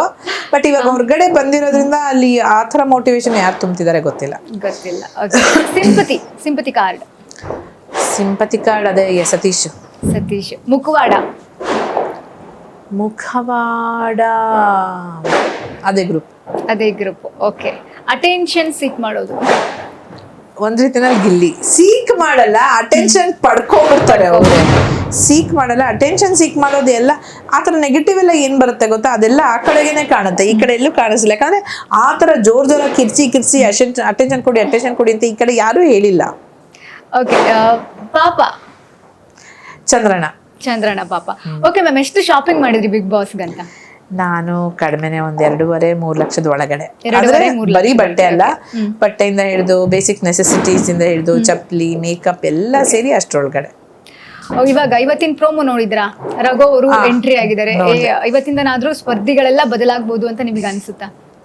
ನಾನು ನೋಡಿದ ತಕ್ಷಣ ಅನ್ಸಿದ್ದು, ಅಯ್ಯಯ್ಯೋ ನಾನು ಇರ್ಬಾರ್ದಾಗಿತ್ತ ಈ ಟೈಮಲ್ಲಿ ಅಂತ. ನಮಗೊಂದು ಬಲ ಬಂದಿರೋದೇನೋ ಬಹುಶಃ ಜಗಳ ಆಡಕ್ಕೆ. ಯಾಕಂದ್ರೆ ಅಲ್ಲಿ ಇಬ್ರಿಬ್ರು ಬಾಯಿಗಳು ಕಿರ್ಚ್ತಾ ಇರುವಾಗ ಇಲ್ಲಿ ಒಂದೇ ಬಾಯಿ ಕಿರ್ಚ್ತಾ ಇತ್ತಲ್ಲ, ಇನ್ನೊಂದ್ ಬಾಯಿ ಬಂತೇನೋ ಅಂತ ಅನ್ನಿಸ್ತು. ಬಟ್ ಇಲ್ಲ, ಬಹುಶಃ ಅವರು ನಿಜವಾಗ್ಲೂ ಅದೇ ವ್ಯಕ್ತಿತ್ವದವ್ರು ಆಗಿದ್ರೆ, ಅಂದ್ರೆ ನಿಜವಾದ ಅರ್ಥದಲ್ಲಿ ನಿಜವಾದ ಅನ್ಯಾಯದ ವಿರುದ್ಧ ನಿಲ್ಲುವ ಒಂದು ವ್ಯಕ್ತಿತ್ವದವರಾಗಿದ್ರೆ ಬೇಕು. ಆ ಚಾಟಿ ಏಟು ಸುದೀಪ್ ಸರಿಂದ ಏನ್ ಸಿಗುತ್ತೆ ಅದು ಈಗಲೇ ಇಲ್ಲಿಂದಾನೇ ಶುರುವಾಗುತ್ತೆ. ಅದು ಬೇಕಿತ್ತು. ಅಸಲಿ ಆಟ ಈಗ ಶುರು ಅಂತ ಏನಾದ್ರು ಬಿಗ್ ಬಾಸ್ ಹೇಳೋದು ನಿಜಾನೇ ಆದ್ರೆ ಆಟ ಶುರುವಾಗ್ಲಿ, ತುಂಬಾ ಚೆನ್ನಾಗಾಗ್ಲಿ ಅಂತ ಹಾರೈಸ್ತೀನಿ. ಓಕೆ ಮ್ಯಾಮ್, ಮೊನ್ನೆ ಸುದೀಪ್ ಸರ್ ಕ್ಲಾಸ್ ತಗೊಂಡ್ರು. ಬಟ್ ಜನರ ಅಭಿಪ್ರಾಯ ಏನಾಗಿತ್ತು ಅಂದ್ರೆ ಒಂದಷ್ಟು ಕೆಟ್ಟ ಪದವನ್ನ ಬಳಸಿದ್ರಲ್ಲ, ಹಾಗಾದ್ರೆ ಎಸ್ ಕ್ಯಾಟಗರಿ ಅಂತ ಹೇಳಿದ್ರಲ್ಲ, ಅದನ್ನು ಕೂಡ ಕೇಳ್ಬೋದಿತ್ತು ಅನ್ನೋದಾಗಿತ್ತು. ಬಟ್ ಸರ್ ಕೇಳಲಿಲ್ಲ ಅಲ್ಲಿ. ಸೊ ಇನ್ನೊಂದ್ ಸ್ವಲ್ಪ ಅವರಿಗೆ ಕ್ಲಾಸ್ ತಗೊಳ್ಬೋದಿತ್ತು ಅನ್ನೋದು ಜನರ ಅಭಿಪ್ರಾಯ. ನಿಮಗೇನ್ ಅನ್ನಿಸ್ತಾ? ಅಲ್ಲೇ ಲೈವ್ ಅಲ್ಲಿ ನೋಡಿದ್ರಿ ನೀವು? ಅಲ್ಲ, ನೀವು ನೋಡಿದ್ರಿ ಎಷ್ಟು ಕ್ಲಾಸ್ ತಗೊಂಡಿದ್ರು ಅಂತ. ಆಮೇಲೆ ಸುದೀಪ್ ಸರ್ ಏನ್ ಗೊತ್ತಾ, ಒಬ್ಬ ಡಿಗ್ನಿಫೈಡ್ ಪರ್ಸನ್. ನಾನು ಹೇಳೋದು, ಆ ಬೈಯೋದ್ರಲ್ಲೂ ಅವರ ಡಿಗ್ನಿಟಿ ಮೇಂಟೈನ್ ಮಾಡೋಕ್ಕಾಗತ್ತೆ. ಅವ್ರು ಯಾವ್ದು ಲೋ ಲೆವೆಲ್ಗೆಲ್ಲ ಹೋಗಿ ಬೈಯಕ್ಕಾಗಲ್ಲ. ಆ ಡಿಗ್ನಿಟಿನಲ್ಲೇ ಅವ್ರು ಬೈತಾ ಇದ್ರು. ಅದು ಎದುರುಗಡೆ ಇರೋ ವ್ಯಕ್ತಿನೂ ಅದನ್ನ ಅರ್ಥ ಮಾಡ್ಕೋಬೇಕು. ಯಾಕೆ ಈ ವ್ಯಕ್ತಿ, ನಾನು ಅವ್ರ ಮಾತುಗಳಲ್ಲಿ ಇವಾಗ ಅವ್ರ ಮಾತುಗಳು ಕೇಳುತ್ತೆ, ರೀಡ್ ಬಿಟ್ವೀನ್ ದ ಲೈನ್ಸ್ ಅಂತ ಇರುತ್ತಲ್ಲ, ಅದನ್ನು ಓದ್ತಿರ್ತೀನಿ ಏನಾದ್ರು ಇದೆಯಾ ಅಂತ. ಅವ್ರಷ್ಟು ಡೈರೆಕ್ಟ್ ಆಗಿ ಹೇಳ್ತಿದ್ದಾರೆ, ನಿಮ್ಮ ಗೌರವ ನಮ್ಮ ರೆಸ್ಪಾನ್ಸಿಬಿಲಿಟಿ ಕೂಡ ಅಂದಾಗ, ನನ್ನ ಗೌರವಕ್ಕೆ ಎಲ್ಲೋ ಧಕ್ಕೆ ಬರ್ತಿರ್ಬೋದು, ಅದಕ್ಕೆ ಸುದೀಪ್ ಸರ್ ಹೇಳ್ತಿರ್ಬೋದು ಅನ್ನೋದು. ಆಮೇಲೆ ಇಲ್ಲಿ ಮಾತುಗಳನ್ನ ಆಡ್ತಿದ್ದಾಗ ನಾನೇನೋ ಅವ್ರಿಗೆ ಪಶ್ಚಾತ್ತಾಪನೆ ಇಲ್ಲ ಅಂದಾಗ, ಹಿಂದೆ ಕೂತಿರೋ ಜನಗಳು ಚಪ್ಪಾಳೆ ಹೊಡೆದಾಗ ಯಾವ ಮಾತಿಗೆ ಅವ್ರು ಚಪ್ಪಾಳೆ ಹೊಡಿತಿದ್ದಾರೆ, ನನ್ನ ವಿರುದ್ಧವಾಗಿ ಹೊಡಿತಿದ್ದಾರೆ ಅಂತ ಗೇಜ್ ಮಾಡೋಷ್ಟು ಚಿಕ್ಕ ಹುಡುಗಿ ಏನಲ್ಲ ಅವರು. ಸೊ ಹಾಗಾಗಿ ಎಲ್ಲದಕ್ಕೂ ಒಂದು ಆ ಲೆವೆಲ್ ಅನ್ನೋದಿರುತ್ತೆ. ಆ ಲೆವೆಲ್ನ ಕೆಳಗಿಳಿದು ಮಾಡಿದ್ರೆ ಅವ್ರ ಡಿಗ್ನಿಟಿ ಹಾಳಾಗತ್ತೆ. ನಮ್ಮ ಸ್ಟ್ಯಾಂಡರ್ಡ್ನ ನಾವ್ ಎದುರುಗಡೆ ಇರೋರು ಬೈಬೇಕು ಅಂತ ನಮ್ಮ ಸ್ಟ್ಯಾಂಡರ್ಡ್ನ ನಾವು ಕಡಿಮೆ ಮಾಡ್ಕೊಳಕ್ ಆಗಲ್ವಲ್ಲ. ಕಿಚ್ಚ ಸುದೀಪ್ ಸರ್ ಆ ಕೆಳಗಡೆ ಇಳಿದು ಬಂದು ಏನೇನೋ ಮಾತಾಡಕ್ ಆಗವಲ್ಲ. ಅವ್ರ ಲೆವೆಲಲ್ಲಿ ಅವ್ರು ಹೇಳಿದ್ದಾರೆ, ಇವ್ರು ಅದನ್ನ ಅರ್ಥ ಮಾಡ್ಕೊಳ್ಳಿಲ್ಲ. ಆಮೇಲೆ ಎಸ್ ಕ್ಯಾಟಗರಿ ಸಿ, ಅದು ತುಂಬಾ ಸೂಕ್ಷ್ಮವಾದ ವಿಚಾರ. ಇವ್ರು ಯಾವ ಅರ್ಥದಲ್ಲಿ ಹೇಳಿದ್ದಾರೆ, ಯಾವ ಪದವನ್ನ ಬಳಸಿದ್ದಾರೆ ಗೊತ್ತಿಲ್ಲ. ಚರ್ಚೆ ಆಗ್ತಾ ಇದೆ ಆಚೆ ಈ ವಿಚಾರ. ಏನು ಅದು ಸುದೀಪ್ ಸರೇ ಬಾಯಿ ಬಿಡಿಸ್ಬೇಕು ಅವರ ಬಾಯಿನ ಅಂತ ಬಹಳ ಚರ್ಚೆ ಆಗ್ತಾ ಇದೆ. ಇನ್ನು ಯಾವ ಮಟ್ಟಕ್ಕೆ ಹೋಗುತ್ತೋ ಗೊತ್ತಿಲ್ಲ. ಬಟ್ ಇವತ್ತಿನ ತನಕ ಸಿಕ್ಕಾಪಟ್ಟೆ ಟ್ರೋಲ್ ಆಗ್ತಾ ಇದೆ ಈ ವಿಚಾರ. ಅವರಿಬ್ರು ಬಾಯಿಂದಾನೆ ಆಚೆ ಬರ್ಬೇಕು ಅನ್ನೋ ರೀತಿಯಲ್ಲಿ ಹೇಗೆ ಬಳಸ್ತಾರೆ ಒಬ್ಬ ಹುಡುಗಿಗೆ ಆ ರೀತಿ ಪದಗಳನ್ನ. ಎಸ್ ಅನ್ನೋದ್ರಿಂದ ಬಹಳ ಕೆಟ್ಟ ಶಬ್ದಗಳೇ ಇರೋದು. ಅವ್ರು ಯಾವ್ದು ಬಳಸಿದ್ರು ಅನ್ನೋದು ಬೇಕು. ಯಾಕಂದ್ರೆ ಒಬ್ರು ಕನ್ನಡ ಪರ ಹೋರಾಟಗಾರ್ತಿ, ಮತ್ತೊಬ್ರು ಆಂಕರ್. ಅವರು ಕನ್ನಡ ಮೀಡಿಯಂ ಇಂದ ಬಂದಿರೋ ಆಂಕರ್, ಸಿಕ್ಕಾಪಟ್ಟೆ ಫೇಮಸ್ ಆಗಿರೋ ಆಂಕರ್. ಇಬ್ರು ಕುತ್ಕೊಂಡಲ್ಲ ಆ ರೀತಿ ಒಬ್ಬ ಹುಡುಗಿಗೆ ಬಳಸ್ತಾರೆ ಅಂತಂದ್ರೆ ಅವ್ರ ವ್ಯಕ್ತಿತ್ವ ಹೇಗಿರಬಹುದು ಅನ್ನೋ ಚರ್ಚೆ ಆಗ್ತದೆ. ಕರ್ಮ ಇಸ್ ಅ ಬೂಮರಾಂಗ್ ಅಂತ ಹೇಳ್ತಾರಲ್ಲ, ಅದೆಷ್ಟು ನಿಜ ಅಂದ್ರೆ, ನೀವು ಹೊಡೆದಿರೋ ಬಾಲು ನೀವು ಕೊಚ್ಚೆ ಅದ್ಲಿ ಅದ್ಬಿಟ್ಟು ಅದನ್ನ ಹಿಂಗೆ ಎಸೆದ್ರೆ ಬಂದು ಹೊಡಿಯೋದು ನಮ್ಮ ಮುಖಕ್ಕೆ ಅಲ್ವಾ. ಆ ಪರಿಜ್ಞಾನ ಆದ್ರೂ ನಮ್ಗಿರ್ಬೇಕು. ಅಷ್ಟಾದ್ಮೇಲೆ ನಾನು ಹೇಳೋದು ತಪ್ಪಾಗೋಗಿದೆ ನಿಜ, ತಪ್ಪಿಲ್ಲ ಅಂತಲ್ಲ. ಬಟ್ ನಮ್ಗೆ ಬುದ್ಧಿ ಹೇಳೋಕೆ ಯಾರೋ ಒಬ್ಬ ವ್ಯಕ್ತಿ ಬಂದು, ಅಷ್ಟು ದೊಡ್ಡ ವ್ಯಕ್ತಿ ಬಂದು ನಿಂತ್ಕೊಂಡು ಹೇಳಿದಾಗ ಅದನ್ನ ಅರ್ಥ ಮಾಡ್ಕೊಂಡು ತಿದ್ದುಕೊಂಡು ಹೋಗೋದು ನಮ್ಮ ಕೈಲಿದೆಯಲ್ವಾ. ಅಷ್ಟಾದ್ಮೇಲೂ ಅರ್ಥ ಮಾಡ್ಕೊಳ್ಳೋ ಪರಿಸ್ಥಿತಿನೂ ನಿನ್ನಲ್ಲಿಲ್ಲ ಅಂತ ಹೇಳಿದಾಗ ಜನ ಇನ್ಯಾವ ರೀತಿ ನೋಡ್ತಾರೆ ಅಲ್ವಾ. ತಪ್ಪಾಗಿ ಕಣ್ಣೀರ್ ಹಾಕಿ ಮನಸ್ಪೂರ್ವಕವಾಗಿ ಕ್ಷಮೆ ಕೇಳಿ ತಿದ್ದುಕೊಂಡು ನಡೆದ್ರೆ ಕ್ಷಮಿಸ್ಬಿಡ್ತಾರೆ ನಮ್ ಜನ. ಅದನ್ನ ಯಾವ್ದನ್ನು ಮನಸ್ಸಲ್ಲಿ ಇಟ್ಕೊಳ್ಳಲ್ಲ. ಅದಂತೂ ನಂಗೆ ಅಶ್ಯೂರಿಟಿ ಇದೆ. ಬಟ್ ನೀವ್ ಇನ್ನೂ ದುರಹಂಕಾರ ತೋರಿಸ್ತಾ ಇದ್ರೆ ಅವರು ತೋರಿಸ್ತಾರೆ, ಬುದ್ಧಿ ಕಲಿಸ್ತಾರೆ ಅಲ್ವಾ ಮೇಡಮ್. ಓಕೆ, ಈ ವೀಕ್ ಯಾರು ಹೋಗಬಹುದು? ನನಗೆ ಇವತ್ತಿನ ಪರಿಸ್ಥಿತಿನಲ್ಲಿ ಜಾನು ಅಥವಾ ಅಶ್ವಿನಿ ಗೌಡ ಅವ್ರು ಹೋಗ್ಬೇಕು. ಇಫ್ ಅವ್ರು ಯಾವುದೇ ಆಟದಲ್ಲಿ ಚೆನ್ನಾಗಿ ಆಡಿ ಇಮ್ಯುನಿಟಿ ಗಳಿಸಿಲ್ಲ ಅಂತ ಹೇಳಿದ್ರೆ ಐ ಆಮ್ ಡೆಡ್ ಶ್ಯೂರ್ ಅವ್ರಿಗೆ ಇವತ್ತಿನ ಪರಿಸ್ಥಿತಿನಲ್ಲಿ ಇರೋ ಒಂದು ಅವ್ರ ಬಗ್ಗೆ ಇರೋ ಒಂದು ಭಾವನೆಗೆ ಜನಗಳು ಅವ್ರಿಗೆ ವೋಟ್ ಮಾಡಲ್ಲ ಅಂತ ಹೇಳ್ತಾರೆ ಅಂತ ಅನ್ಕೊಂಡಿದೀನಿ. ಅವ್ರು ಯಾವುದೇ ಇಮ್ಯುನಿಟಿ ಗಳಿಸಿಲ್ಲ ಅಂದ್ರೆ ಅವರಿಬ್ಬರಲ್ಲಿ ಒಬ್ಬರಂತೂ ಇರ್ತಾರೆ ಇಲ್ಲಿ ನಿಮ್ಮ ಜೊತೆ ಮಾತಾಡಕ್ಕೆ. ಓಕೆ, ಯಾರು ವಿನ್ ಆಗ್ಬೇಕು? ನನಗೆ ಇದುವರೆಗೂ ಗಿಲ್ಲಿಯ ಒಂದು ವ್ಯಕ್ತಿತ್ವ ತುಂಬಾ ಇಷ್ಟ ಆಗಿದೆ. ಅಂದ್ರೆ ತಮಾಷೆ ಮಾಡ್ತಾರೆ, ಎಲ್ಲೂ ಕಲ್ಮಶ ಇಲ್ಲ, ಕ್ಯಾಲ್ಕುಲೇಷನ್ಸ್ ಇಲ್ಲ. ಅವ್ರಿಗೆ ಚೆನ್ನಾಗಿ ಗೊತ್ತು ನಾನು ಏನ್ ಆಟ ಆಡ್ತಾ ಇದ್ದೀನಿ, ಹೇಗೆ ಆಡ್ತಾ ಇದ್ದೀನಿ, ನಾನು ಆಡೋದ್ರಿಂದ ಯಾರು ಮಜಾ ತಗೋತಾರೆ, ಯಾರು ಮಜಾ ತಗೋತಿಲ್ಲ ಎಲ್ಲ ಗೊತ್ತು. ಬಟ್ ಅಲ್ಲೆಲ್ಲೂ ಒಂದು ಇನ್ನೊಬ್ರನ್ನ ಹರ್ಟ್ ಮಾಡೋದು, ಇನ್ನೊಬ್ರನ್ನ ಹೀನಾಯವಾಗಿ ಕಾಣೋದು, ಅವ್ರೊಂದು ಟಾಂಗ್ ಕೊಡೋದು, ರೇಗಿಸೋದು ಕೂಡ, ಅವ್ರ ಪದಗಳು ಕೂಡ ಎಲ್ಲೂ ಹರ್ಟ್ ಆಗೋ ಥರ ಇರಲ್ಲ. ಅವ್ರು ನನ್ನನ್ನು ರೇಗಿಸ್ತಾರೆ, ಅಶ್ವಿನಿ ಅವ್ರನ್ನೂ ರೇಗಿಸ್ತಾರೆ, ಬಟ್ ಅದ್ರಲ್ಲಿ ಎಷ್ಟು ಆ ಡಿಫ್ರೆನ್ಸ್ ಇರುತ್ತೆ. ಸೊ ಹಾಗಾಗಿ ಬಟ್ ಅದೇನಂದ್ರೆ ಇಲ್ಲಿ ಈ 3 ವಾರಗಳಲ್ಲಿ ಏನ್ ನಡ್ಕೊಂಡ್ ಬಂದಿದೆ ಅದೇ ಇನ್ನೂ 12 ವಾರ ನಡ್ಕೊಂಡ್ರೆ ಬೋರ್ ಆಗ್ಬಿಡುತ್ತೆ. ಒಂದ್ ಸ್ವಲ್ಪ ಅಲ್ಲಲ್ಲಿ, ಯಾಕಂದ್ರೆ ಬರೀ ಸ್ವೀಟ್ ಪಾಯಸನೇ ಕುಡಿಯಕ್ಕಾಗಲ್ಲ ಊಟದಲ್ಲಿ, ಬರೀ ಚಿತ್ರಾನ್ನೇ ತಿನ್ಕೊಂಡು ಕೂತ್ಕೊಳಕ್ಕಾಗಲ್ಲ, ಬರೀ ಉಪ್ಪಿನಕಾಯಿ ತಿನ್ನಕ್ಕಾಗಲ್ಲ, ಎಲ್ಲ ಚೂರ್ ಚೂರ್ ಚೂರ್ ಇದ್ದಾಗಲೇ ಆ ಊಟದ ರುಚಿ. ಸೊ ಆ ಚೂರ್ ಅವರಲ್ಲಿ ಇದೆ, ಟ್ಯಾಲೆಂಟ್, ಕೆಪಾಬಿಲಿಟಿ ಇದೆ. ಆ ಚೂರ್ ಕೊಟ್ಕೊಂಡು ಹಂಗೆ ಆ ನಗುವನ್ನ ಜೊತೆನಲ್ಲಿ ಇಟ್ಕೊಂಡು ಹೋದ್ರೆ ಮಜವಾಗಿರುತ್ತೆ, ಗೆಲ್ಬೇಕು ಅಂತ ನನ್ಗೆ. ಓಕೆ ಮ್ಯಾಮ್, ಟಾಪ್ 3 ಯಾರು? ಗಿಲ್ಲಿ, ಧನುಷ್, ಧ್ರುವಂತ್. ಓಕೆ ಮ್ಯಾಮ್, ನಿಮ್ಮನ್ನ ಇಷ್ಟು ದಿನಗಳ ಕಾಲ ವೋಟ್ ಮಾಡಿ ಇಲ್ಲಿ ತನಕ ಕರ್ಕೊಂಡ್ ಬಂದಿರುವಂತಹ ಜನತೆಗೆ ಏನ್ ಹೇಳ್ತೀರಾ? ನನಗೆ ಒಂದು ಖುಷಿ ಇದೆ ಪಲ್ಲವಿ, ನಾನು ಒಳಗಡೆ ಹೋಗಿ ಹೊರಗಡೆ ಬರೋ ಅಷ್ಟರಲ್ಲಿ ನಾನು ಹೇಳಿದ್ದೆ ಇಷ್ಟಾದರೂ ಬೆಳಿಬೇಕು, ನಾನು ಏನಾದರೂ ಅಲ್ಲಿಂದ ಪಡ್ಕೊಂಡು ಬಂದು ಅಂತ. ಬಟ್ ನಾನು ಬೆಳಿಲಿಲ್ಲ. ಜನಗಳು ಅಗಾಧವಾದ, ನಾನು ಒಳಗಡೆ ಹೋಗಿ ಹೊರಗಡೆ ಬರೋ ಅಷ್ಟರಲ್ಲಿ ನಾನು ಸಿಕ್ಕಾಪಟ್ಟೆ ಮನಸ್ಸುಗಳನ್ನ ಗೆದ್ದಿದ್ದೀನಿ ಅನ್ನೋದು ನನಗೆ ಅವ್ರ ರೆಸ್ಪಾನ್ಸಿಂದ ಗೊತ್ತಾಗೋಯ್ತು.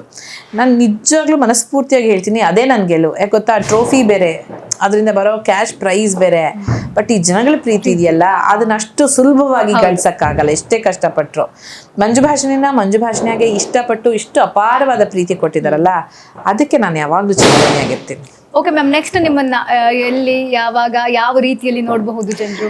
ನನಗಿನ್ನೂ ಗೊತ್ತಿಲ್ಲ ಪಲ್ಲವಿ. ಅಂದ್ರೆ ನಾನು ಆಕ್ಟಿಂಗ್ ಅನ್ನ ಚೂಸ್ ಮಾಡೋಳು, ಅಂದ್ರೆ ಯಾವುದೋ ಚಾನ್ಸ್ ಸಿಕ್ತು ನಾನು ಮಾಡ್ಬಿಡೋಣ ಅಂತಲ್ಲ. ನನಗೆ ಆ ಪಾತ್ರ ನನಗೆ ಚಾಲೆಂಜ್ ಮಾಡಬೇಕು, ನನಗೆ ವಾವ್ ಇಂಥ ಪಾತ್ರ ಮತ್ತೆ ಸಿಗಲ್ಲ ಅನ್ನಿಸ್ಬೇಕು.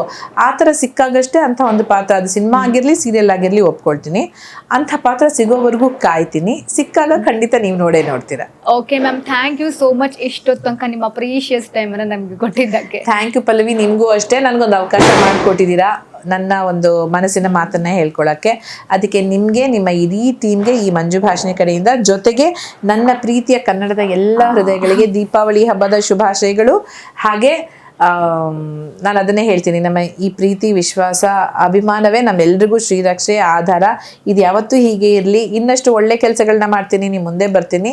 ನೀವು ಹೀಗೆ ಹರಿಸ್ತಾ ಇರಿ, ಹಾರೈಸ್ತಾ ಇರಿ. ನಿಮ್ಮ ಜೀವನದಲ್ಲಿ ಯಾವಾಗಲೂ ನಗು, ಸಂತೋಷ, ನೆಮ್ಮದಿ ತುಂಬಿರಲಿ. Thank you ma'am. Thank you so much. ನೋಡಿದ್ರಲ್ವಾ, ಇದಾಗಿತ್ತು ಈ ಹೊತ್ತಿನ ವಿಶೇಷ. ಸೈನಿಂಗ್ ಆಫ್ ಪಲ್ಲವಿ, ನೋಡ್ತಾ ಇರಿ ನ್ಯಾಷನಲ್ ಟಿವಿ.